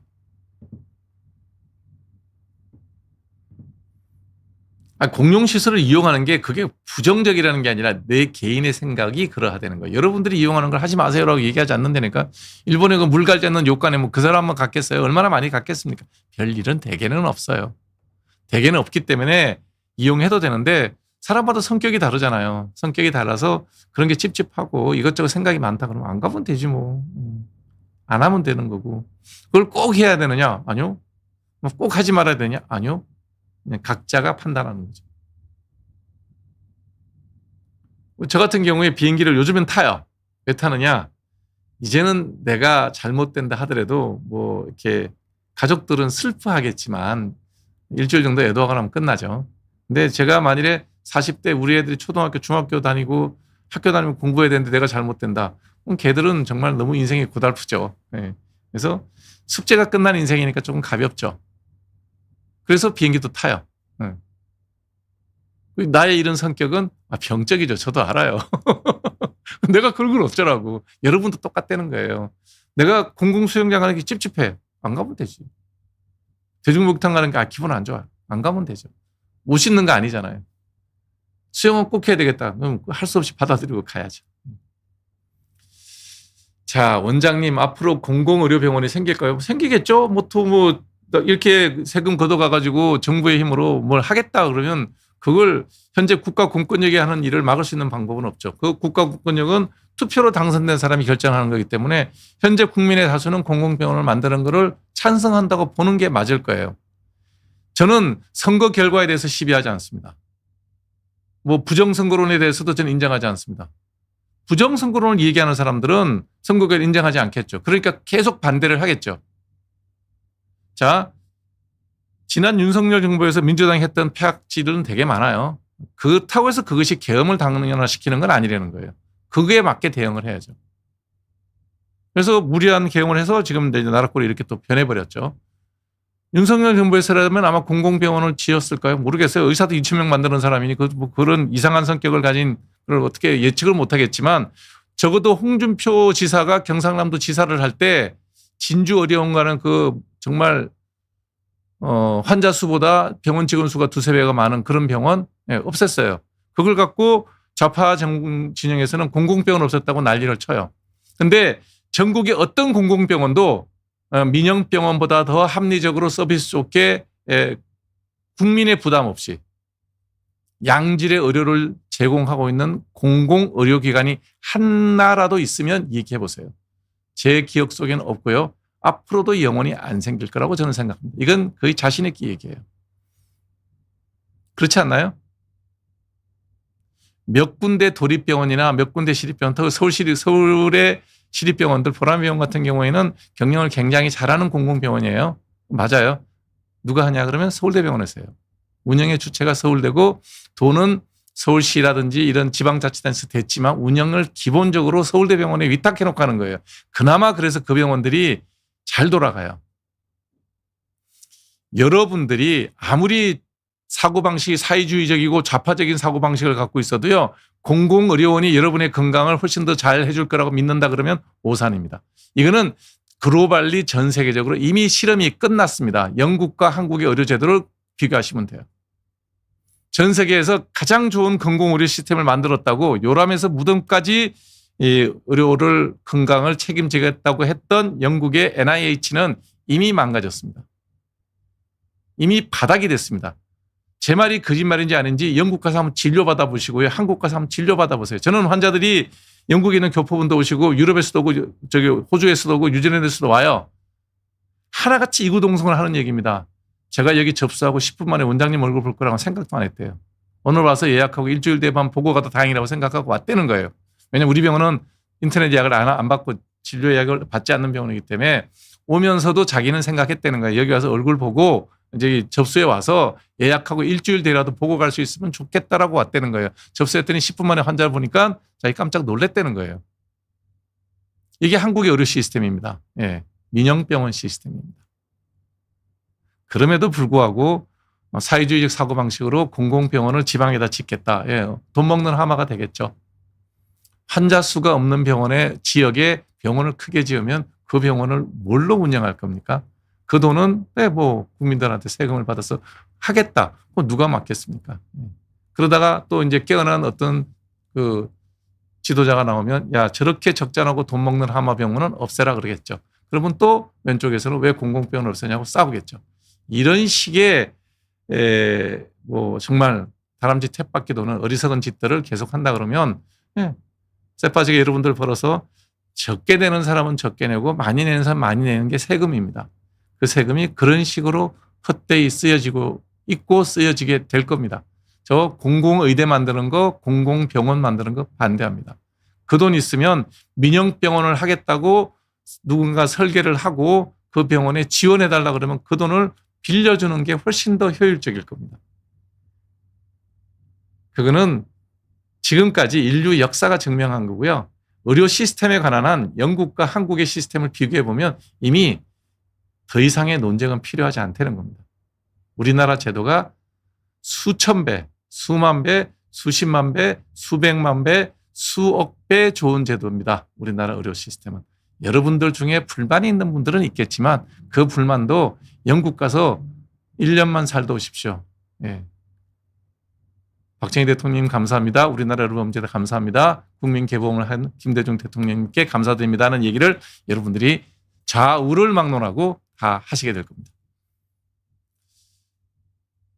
잠옷을 일주일 너무 많지 않아요? 뭐 이틀에 한 번, 여름이면 매일 이렇게 갈아입어야 되겠죠. 네.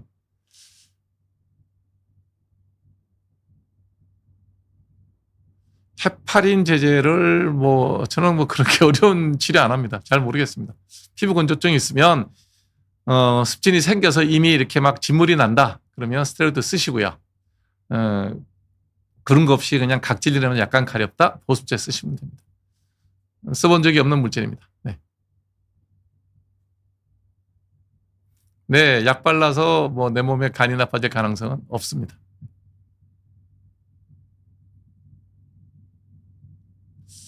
대학병원에서 종기에 주사를 맞았는데 안으로 파고 들어가고 회색빛으로 변했다. 다시 올라올까요? 네.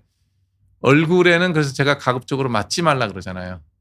제가 여러분들한테 염증 주사 맞으러 왔어요. 그러면 저도 병원에 많이 오거든요. 그런 환자들이 오면 약 바르시고 약 드세요. 주사 맞지 마세요라는 게 요 부작용 때문에 그렇습니다. 그래서 여러분들이 얼굴에 종기가 생겼다. 특히 여기 살이 많은 부위에 종기 생겼다. 약 먹고 약 바르시고요. 주사는 어디에 맞냐 그러면 여기 턱선, 살이 별로 없는 부위. 여러분들 여기 턱선 여기 잡아보세요. 방송 보시는 분 다 해보세요. 잡아보시면 여기는 얇아요. 이건 무슨 얘기냐면 피하 지방이 없다는 얘기입니다. 피하 지방이. 저 부작용이 왜 생기냐면 트리암시놀론이라고 하는 스테로이드 성분이거든요. 스테로이드는 지방 위축을 일으킵니다. 여기 지방 잡아보세요. 많아요. 그러니까 당연히 지방에 위축이 와요. 그러니까 어떻게 돼요? 이렇게 푹 꺼집니다. 그다음에 회색이 아니고 희게 변했을 거예요. 약간 원래 피부색이 약간 좀 진한 분이라면 회색으로 느낄 수도 있겠지만 희게 변해요. 그것도 스테로이드의 부작용입니다. 살은 다 올라오고 색깔도 다 들어옵니다. 시간은요 1년 정도 걸릴 겁니다. 1년은 그걸 보고 마음고생을 하셔야 돼요. 근데 제가 보장드릴 수 있는 건 좋아진다는 겁니다. 특별한 치료 필요 없다는 거죠. 그래서 여기는 안 맞는 게 좋습니다. 안 맞는 게. 여기는 염증이 있으면 맞아도 괜찮습니다. 피하 지방이 없는 자리이기 때문에 위축이 안 오죠. 디페린이 붉은 자국 치료에는 큰 도움 안 되는 걸로 알고 있습니다. 얼굴에 붉은 자국이 있을 때는 로젝스 연고라고 메트로니다졸 연고 쓰는 게 좀 나을 거예요. 완치가 왜요? 약 바르면 되죠. 두꺼워지는 거는 그냥 노화로도 두꺼워져요. 그게 무종균으로 해서 두꺼워진 건지 노화로 인해서 발톱이 두꺼워진 건지는 달라요. 발톱이 늙어서 두터워지는 경우는 치료 방법 없습니다. 무좀 때문에 두꺼워졌다? 네, 약 바르면 됩니다. 김경민님, 유방암 3기 수술하고 관리 중인데 2년 2개월 아직 약 드시겠네요. 예, 먹는 약 중에 아마 안티에스트로겐 성분의 약을 드실 거예요. 예, 뭐 그런 것 때문에 빨간 점 생기지 않아요. 50세면 그냥 노화로 빨간 점이 생깁니다. 몸통에 빨간 점이에요. 혈관 늘어난 거예요. 암이라든지 쓰시는 항암제라든지 아니면 안티에스트로겐 같은 것들과 무관합니다. 그냥 나이가 들면 생긴다. 생각하시면 돼요. 30대부터 약을, 아니요, 30대, 20대부터 먹어야 될 경우도 있어요. 네, 심하면. 네. 평생 먹어도 되죠. 부작용 없으면.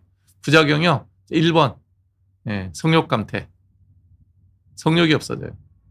되게 뭐 한 석 달 안에 다 나타나요. 없으면 그냥 계속 먹어도 되고. 그 다음에 이제 오래 먹었을 때 이게 여성형 유방. 가슴이 여자 유방처럼 될 수도 있어요. 한 6개월에서 1년 지나면 나타나요. 그런 거 없으면 그냥 드시면 돼요. 주블리아예요. 발톱 잘 투과되는 게 주블리아입니다. 동아제약에서 수입하고 있어요. 일본제입니다. 네. 디페린 광노 효과 없고요. 그냥 여드름 약이고요. 저녁에 바르는 이유는 바르고 햇볕을 보면 자외선을 보면 분해되기 때문에 그래요. 네. 잘 타고 다 쓸데없는 얘기입니다. 카니카니님은 관심이 많아서 여기저기 검색을 되게 많이 하시는 것 같은데 쓸데없는 얘기입니다. 디페린 여드름 치료제고 햇볕을 보면 분해돼서 약효가 없어지니까 밤에 쓰라는 거예요. 그 외에 나머지 문제는 아무것도 없습니다. 제 키가요 183인데 아버지 닮아서 그래요. 유전입니다. 유전이. 다른 요인 없어요. 우유 먹을 돈이 어디 있고 고기 먹을 돈이 어디 있어요. 제가 초콜릿 처음 먹은 게 고등학생 때인데 부잣집 애들이 하는 건데. 우리 때는 우유가 그때 서울 우유 같은 게 병에 들어있는 우유를 학교에서 급식비를 내는 사람만 줬어요. 요즘 같아서는 난리가 났겠지. 학생들한테 돈으로 차별한다고. 그 우유 한번 먹어보는 게 소원인데 없으니까 집에 가면 뭘 주냐 그러면 미군 부대 PX에서 나와 있는 탈지분유라는 게 있어요. 미국 시레이션이라는 거는 뭐냐면 야전에서 먹는 거잖아요. 거기 들어가면 이제 베이컨 좀 들어있고 계란 이렇게 분말로 만든 거 있고요. 그다음에 이제 우유 탈취분유가 들어있어, 우유가 들어있어요. 이제 그런 거 시리에이션에서 PX에서 물건이 나오면 뒤로 빠진 물건이기 때문에 값이 좀 싸요. 이제 그거 해서 계란도 생계란을 먹을 돈이 없으니까 그 분말된 계란을 물에 타서 이렇게 계란말이 해서 먹죠. 왜냐면 그건 싸니까. 고기요. 고기는 대학생 때 처음 구워 먹어봤어요. 고기라는 거는 국 끓여 먹는 거지. 구워 먹는 거라는 건 대학교 때 지도 교수님이 사줘서 처음 먹어봤어요. 우유는 그렇게 뭐 탈취 우유 먹다가 보니까 지금도 생우유 먹으면 설사를 합니다. 제가 유당분해 효소가 어릴 때 못 먹었으니까 안 생기나 봐요. 요구르트는 먹을 수가 있는데 우유 먹으면 설사예요. 그래서 저는 변비 있으면 생우유 하나 2개, 이렇게 사각 생우유 한 2개 그냥 먹으면 뭐 100% 변비가 해결됩니다. 그런 사람한테 우유 먹고 고기 먹고 키 크냐고 물어보면 할 말이 없죠. 키는 유전입니다. 네. 물론 그 유전이라 하더라도 요만 폭은 있어요. 아버지 키가 190이다, 내 키가 190 되는 건 아니에요. 185부터 195 사이. 이렇게 이제 위아래 편차가 있죠. 그게 영향을 주는 게 영향이 있습니다. 요즘 우리나라 사람들이 키가 큰 게 영양 상태가 좋아서 그런 거예요. 무한정 클 거냐 아니요. 클 수 있는 인자만큼 다 큰 거예요. 그렇게 보시면 됩니다. 대부분 다 유전적으로 정해집니다. 피부에 레이저 제모를 하기 전에 반드시 면도해야죠. 왁싱을 하시면 안 됩니다. 왁싱을 하면 안 되는 이유가 뭐냐면 레이저 제모의 기본 원리가 뭐냐면 자, 이것도 제가 사진을 하나 찾아서 설명을 드릴게요.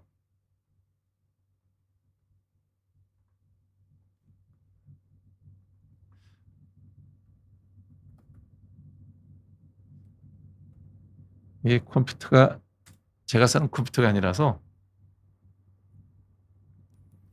자, 정말 좋다. 컴퓨터 참 인터넷이 좋네요. 왜 안 떠? 뜨세요. 네, 됐어요. 자, 요게 이제 모근의 구조입니다. 자, 요게 이제 표피고 요게 진피고 요게 모근이거든요. 모근. 자, 우리가 면도를 하면 여기서 잘려요. 요 털이 여기까지 나와 있는 거예요. 이제 요 표피 밖에 나와 있는 게 털이고 요게 모공이에요. 그러니까 피지선 얘기했죠. 피지선에서 기름이 많이 나오면 이 길이 넓어져서 모공이 넓어지는 거예요. 그래서 피지 분비량과 모공의 사이즈는 정비례합니다. 그래서 개기름 많이 끼는 심한 지성은 전부 다 피부가 뭘로 돼요? 밀감 껍질처럼 변합니다. 그건 이제 여드름과 연관된 얘기고요. 여기에 모근이 있어요. 팥뿌리입니다. 여기 영양 공급하는 뿌리에 저기 혈관이 들어오는 것도 모양이 똑같아요. 여기에 이렇게 그려져 있는 요 모 유두 부분이 새카맣게 멜라닌들이 이렇게 있어요. 멜라닌이. 여기에 멜라닌이 새카맣게 있으면 검은 머리. 여기에 멜라닌이 적당히 있으면 갈색 머리. 여기에 멜라닌이 별로 없으면 브론디. 금발이 되는 거예요. 그거 다 유전적으로 정해져 있고요. 여기 모근이 이렇게 직선으로 되어 있으면 직모.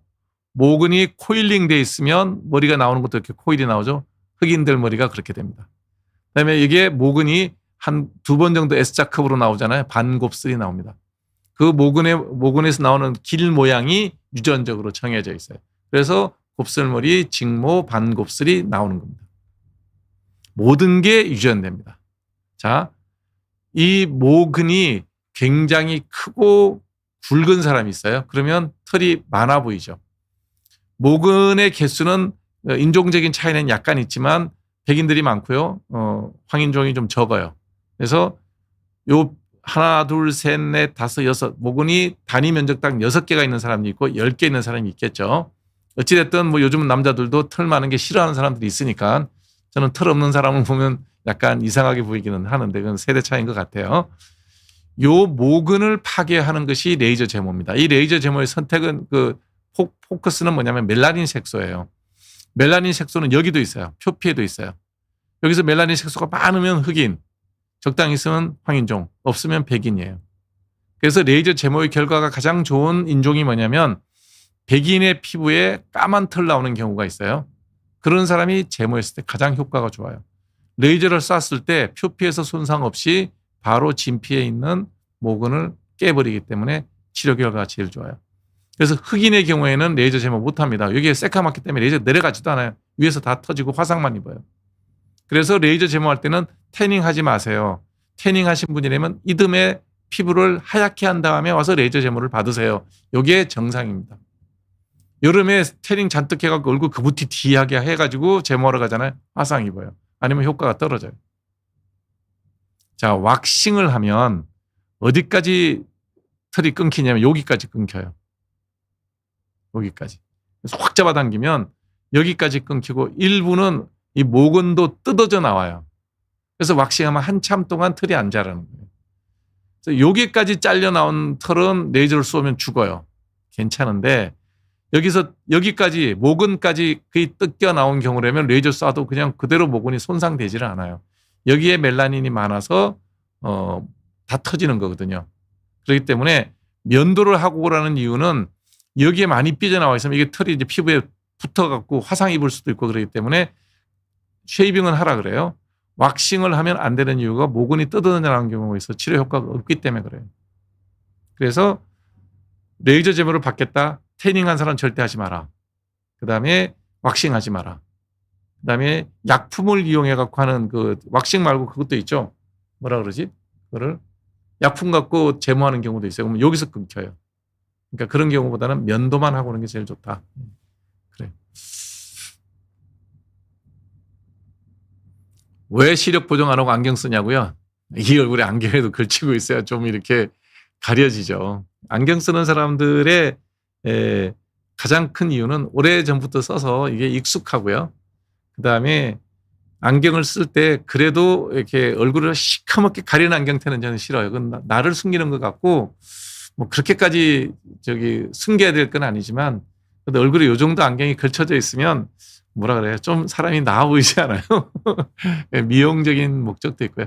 가장 근본적인 이유는 지금 맨 마지막에 얘기한 겁니다. 시력 교정술이 제가 사는 동안 80 정도로 산다고 칠 때 제가 이제 40대, 30대 중반에 라섹이 처음 나왔거든요. 그때 이제 많이 했죠, 사람들이. 하지 않은 이유는 30년, 40년, 50년의 그 내 각막에 대한 그 안전성을 보장할 수 있냐. 그게 대해서 굉장히 회의적이에요. 저는 굉장히 보수적인 사람입니다. 저는 뭐 변화를 두려워하고요. 새로운 것을 선택할 때도 되게 두려워합니다. 그래서 이런 보수적인 성향의 사람들은 변화에 적응 속도가 늦기 때문에 어떤 급격한 변화가 오면 도태될 수 있는 가장 1번이죠. 예. 근데 반대로 얘기하면 큰 변화가 없으면 안정적으로 생존하기에도 또 제일 좋은 사람일 수도 있습니다. 그래서 저는 뭐 이런 눈 수술, 그 다음에 약품 이런 거에 대해서는 굉장히 보수적입니다. 제가 코로나 백신을 맞지 않았던 가장 큰 이유도 똑같습니다. 6개월짜리 뭐 실험은 그전에 여러 개 동물 실험을 했지만 인간에게 적응했을 때 뭐 6개월도 실험하지 않고 그저 불안한 마음으로 이렇게 강제 백신을 놓는 거에 대해서 저 스스로 피해 다녔던 이유가 내 목숨을 국가가 개런티할 거다라고 저는 생각하지 않습니다. 그리고 좀 오만한 얘기일 수 있겠지만 제 건강 상태가 당뇨도 없고 지병도 없는 상태라서 설사 변이 코로나를 하더라도 걸린다 하더라도 그냥 심한 감기 정도일 거다, 버틸 수 있을 거다라는 생각을 했죠. 걸리면 안 되는 상황이라서 조심스럽게는 살지만 백신을 맞는 거에 대해서 제가 개인적으로 부정적으로 얘기하고 저는 피했던 이유가 그렇습니다. 뭐 제 가족들은 맞는 사람은 맞았어요. 네. 걸리는 사람 걸리고. 똑같습니다. 저는 어떤 시술이나 어떤 수술법에 대해서 굉장히 보수적입니다. 누가 신기술이다 그러면 좋은 거 했네. 한번 봅시다. 이렇게 하죠. 신약 나왔습니다. 그러면 친구들 쓰는 거 봅시다. 뭐 핸드폰 같은 경우도 하나 사면 뭐 5년, 10년씩 써요. 고장나지 않으면. 커버는 몇 번 바꿨습니다. 낡으니까. 핸드폰 내용물 보시면요. 아직 깨끗해요. 소프트웨어 업데이트 씁니다. 고장나지 않으면 쓰고 유행 따라 살지 않는 게 제 생각이고요. 저 같은 사람의 방식이 옳다는 얘기를 하는 게 아니라 저한테 물으면 제가 이런 대답을 하는 이유가 성격이 그래서 하는 거니 여러분들이 저랑 성격이 비슷하시다면 안 하시는 게 답이고요. 야, 내 친구 보니까 다 괜찮더라. 야, 안경 쓰고 있다가 벗으니까 자다가 눈 뜨니까 장님이 눈 뜬 기분이다. 이렇게 얘기하는 친구도 있어요. 안경 늘 쓰던 사람이 아침에 눈을 떴는데 너무 잘 보이는 거예요. 세상 만사가. 너무 행복하대. 그런 사람은 하는 거죠. 저는 눈 뜨면 여전히 잘 안 보이고 안경을 더듬어서 쓰면 잘 보입니다. 뭐 그게 그렇게 불편하지 않습니다. 그러니까 성격이라는 거예요. 선택의 문제고요. 시력 고정 수술의 장기 부작용에 대해서 알려진 바 없으니 하지 마세요. 아니요. 하셔도 좋습니다. 다만 했을 때 생길 수 있는 부작용이 생겼다. 그러면 이건 나의 선택이다. 그리고 또 부작용을 극복하려고 애를 쓰고 살아야 되겠죠. 유리약 크림 써도 별 문제 될 거 없습니다. 여드름은 약 먹고 약 바르면 됩니다. 여드름은 약 먹고 약 발라야 돼요. 어려서부터 빨리 약 먹고 약 발라서 흉 안 만들어주는 게 제일 중요합니다. 어릴 때 약 먹으라 그러면 또 이게 큰일 나는 것처럼 얘기하는데 드셔도 됩니다. 여드름 환자들한테 쓰는 먹는 약들이요. 최소 약 사용된 기간이 50년, 60년이에요. 부작용에 대해서 이미 다 알고 있습니다. 생기기 전에 생길랑 말랑할 때 다 끊을 수 있습니다. 걱정할 거 없습니다. 무좀 있는 분이 탕에 들어가서 그 탕에서 없는 것보다는 밖에 나와서 걸어 다닐 때 얼마예요. 그래서 대중탕을 이용해서 느끼는 즐거움도 또 있죠. 세상에 뭐 꼭 건강하려고만 사는 건 아니니까요. 난시 300 오른쪽 백 안경을 쓰고 있는데 그럼 눈이 되게 두껍겠는데요. 안 맞아서 그래요. 난시 교정은 되게 어렵더라고요. 저도 난시가 심해서 안경 하나 렌즈 하나 하려고 그러면 되게 시간 많이 걸려요. 피팅을 하는데 시간이 걸려요. 잘 안 맞는 겁니다. 그래서 안과 선생님 처방하고요. 저는 이제 처방은 안과 선생님한테 받지만 또 안경점에 와서 눈을 다시 맞추거든요. 렌즈를 끼고 이렇게 하는 거 있죠. 이렇게 넣어서 이렇게 각도 조정하는 거 있잖아요. 그게 보는 거하고 내하고 또 달라요. 왜냐면 나는 안경을 쓰고 있었기 때문에 또 다르더라고요. 그래서 저는 이제 안경 렌즈를 피팅할 때 되면 그냥 밥 먹기 전에 가요. 그래서 요거 이렇게 갈아 끼고 하는 거 있잖아요. 꼈다 뺐다 돌렸다 하는 거 있잖아요.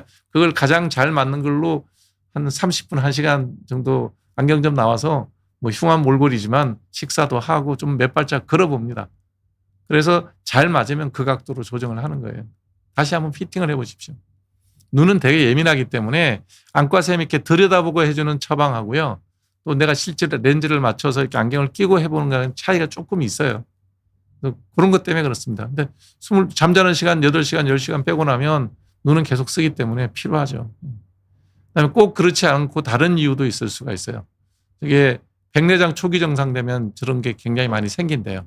눈이 좀 뿌여서 잘 안 보이고 눈이 힘들어가고 그래서 그럴 수도 있고요. 그러니까 백내장, 녹내장에 대한 기본 체크는 안과에서 하시고 안경 처방도 안과쌤 하고 그다음에 안경사 처방을 잘 이렇게 본인이 피팅을 해야 될 것 같습니다.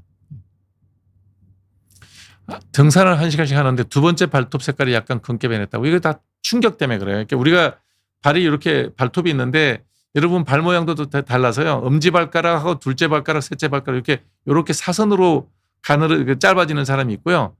둘째 발가락이 이렇게 엄지발가락보다 특히 긴 사람도 있어요.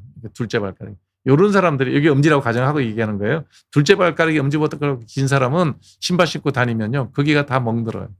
특히 내르막 때문에 그래요. 내르막이. 체중이 밑으로 쏠리니까. 피 먹던 거고요. 신발 잘 맞춰 신고 양말 좀 두터운 거 쿠션 좋은 양말 신고요. 내르막 그럴 때 스틱 쓰시고 그러면 발톱은 다 빠져나옵니다. 그만큼 문제 될 거 없어요. 선크림 쓰는 거는 뭐 여드름하고 상관없으니까 쓰세요. 그래야지 노화를 막을 수가 있으니까. 이게 발톱 무좀 레이저가 이게 저는 쓰지 않아서 장비 뭐 책에서 읽은 것밖에 없는데요.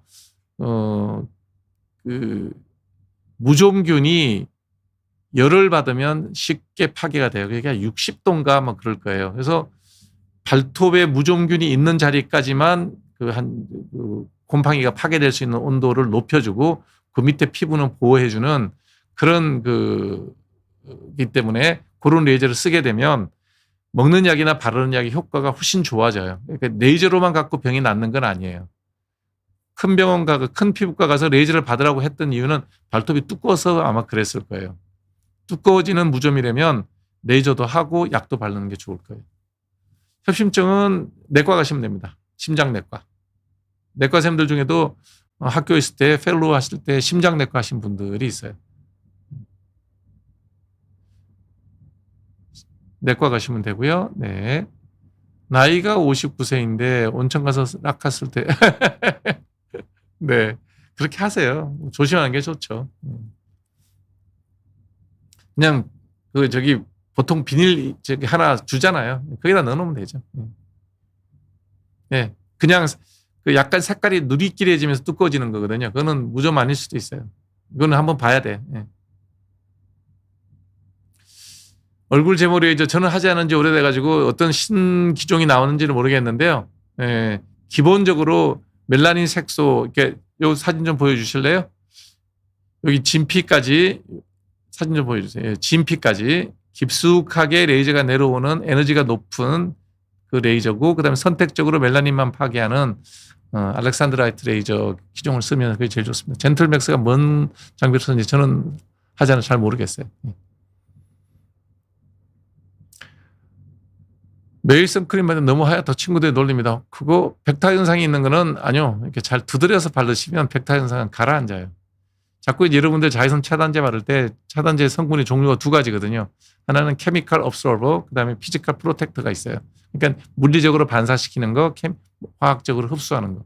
그걸 되게 몇 대 몇 비율로 이제 자외선 차단제 만드는 회사에서 적당히 믹스를 하면 차단 효과가 제일 좋아요. 그래서 이제 그 피지컬 프로텍터, 물리적으로 반사하는 그게 백탁 현상이 생겨요. 백탁 현상이 생겼을 때 그걸 가라앉히는 거는 문지르는 게 아니고 두드리는 겁니다. 그래서 자외선 차단제는 정말 남자들이 거울 앞에서 밤낮 없이 발라야 돼요. 이렇게 바르는 겁니다. 여자들이 화장할 때처럼. 여자들 파운데이션을 바를 때 문질러잖아요. 그럼 허해져요. 그러니까 여자들은 이미 아는 거예요. 화장 어릴 때부터 해봤기 때문에 자외선 차단제든 파운데이션이든 이런 거는 다 이렇게 두드려야 된다는 걸 알기 때문에 두드리는 거예요. 그래서 진성님도 자꾸 이러면 더 휘어져요. 이렇게 두드리면 돼요.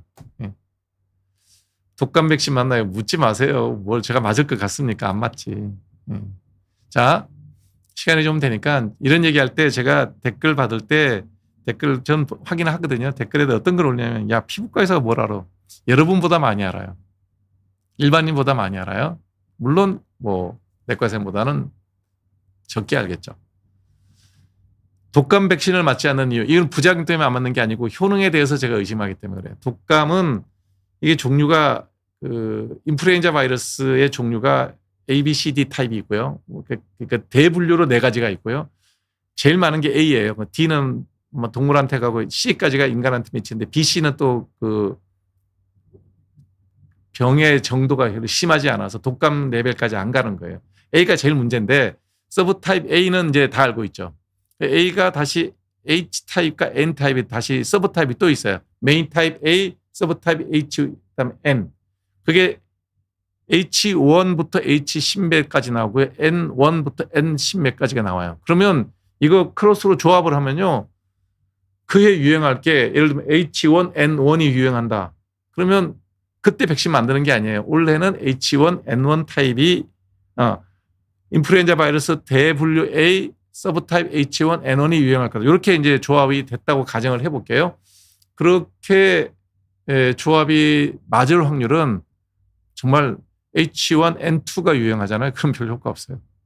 H2N5가 유행하잖아요. 별 효과 없어요. 그러니까 속된 말로 아다리가 딱 맞을 가능성이 별로 많지 않아요. 그렇지만 꽤 확률적으로 높은 건 뭐냐면 그 인플루엔자 바이러스가 1차 세계대전 때 스페인 독감이라는 형태로 이제 대중에 알려졌죠. 스페인 독감은 스페인도 억울해요. 스페인에서 유행한 게 아니고 저쪽 전선에서 유행했는데 후송된 데가 스페인이죠. 그 중립국이 스페인 아마 참전 안 했을 거예요. 그래서 스페인에서 이제 처음 평화로운 지역이니까 그게 전쟁을 치르지 않은 지역이니까 독감이 유행한 거를 스페인에서 언론이 보도가 되고 그래서 스페인이 뭐 발원지처럼 얘기하지만 실제로는 쏨강 근처에 대치된 참호전 벌어졌던 그 지역에서 이제 유행을 했죠. 실제로 뭐 전사자보다는 독감 걸려 죽은 사람이 더 많다라고 얘기할 정도니까요. 우리나라에도 조선시대 조선 말이죠.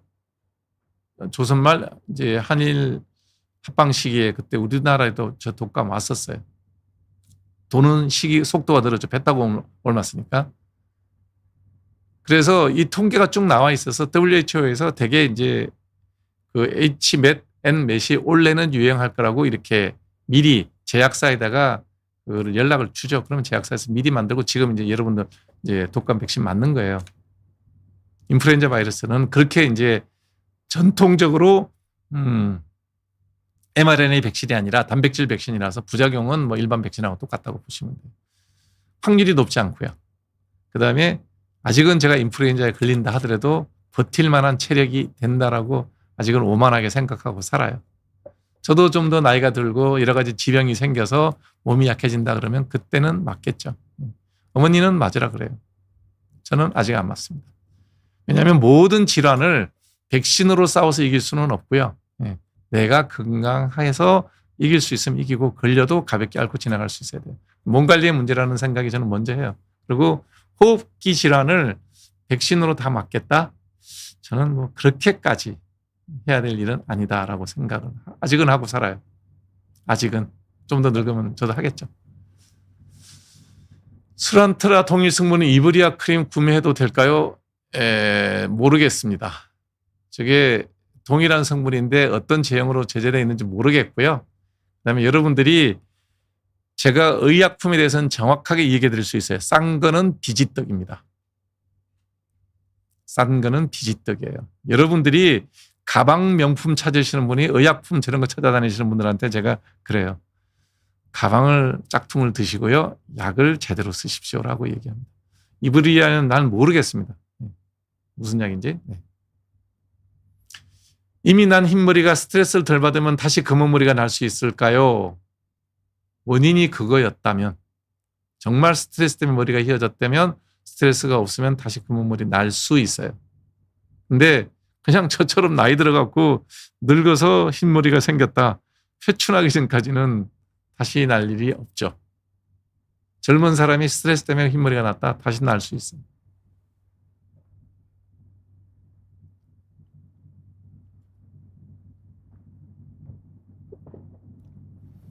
문망규님이 쓰신 주사 피부염과 접촉성 피부염이 아니고요. 그냥 병명을 제가 접촉성 피부염 아니에요. 지루성 피부염이에요.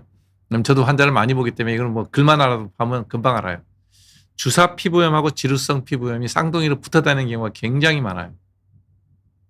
그래서 저는 저런 분들이 오시면 약 먹으라는 얘기 안 하고요.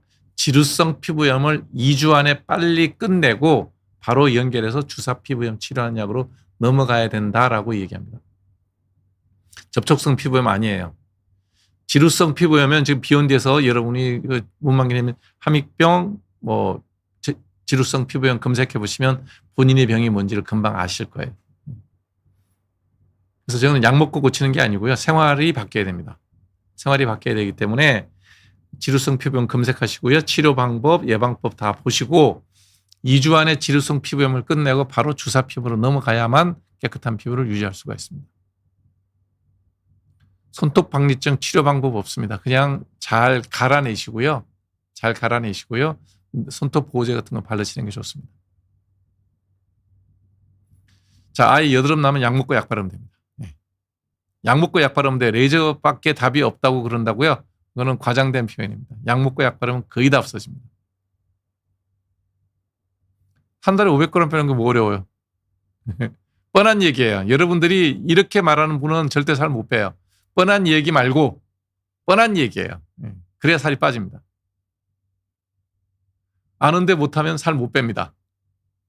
참 제가 여러분들에게 이런 냉정한 얘기를 할 수밖에 없는 게요. 뻔한 얘기를 실천하지 않으면 살 안 빠집니다.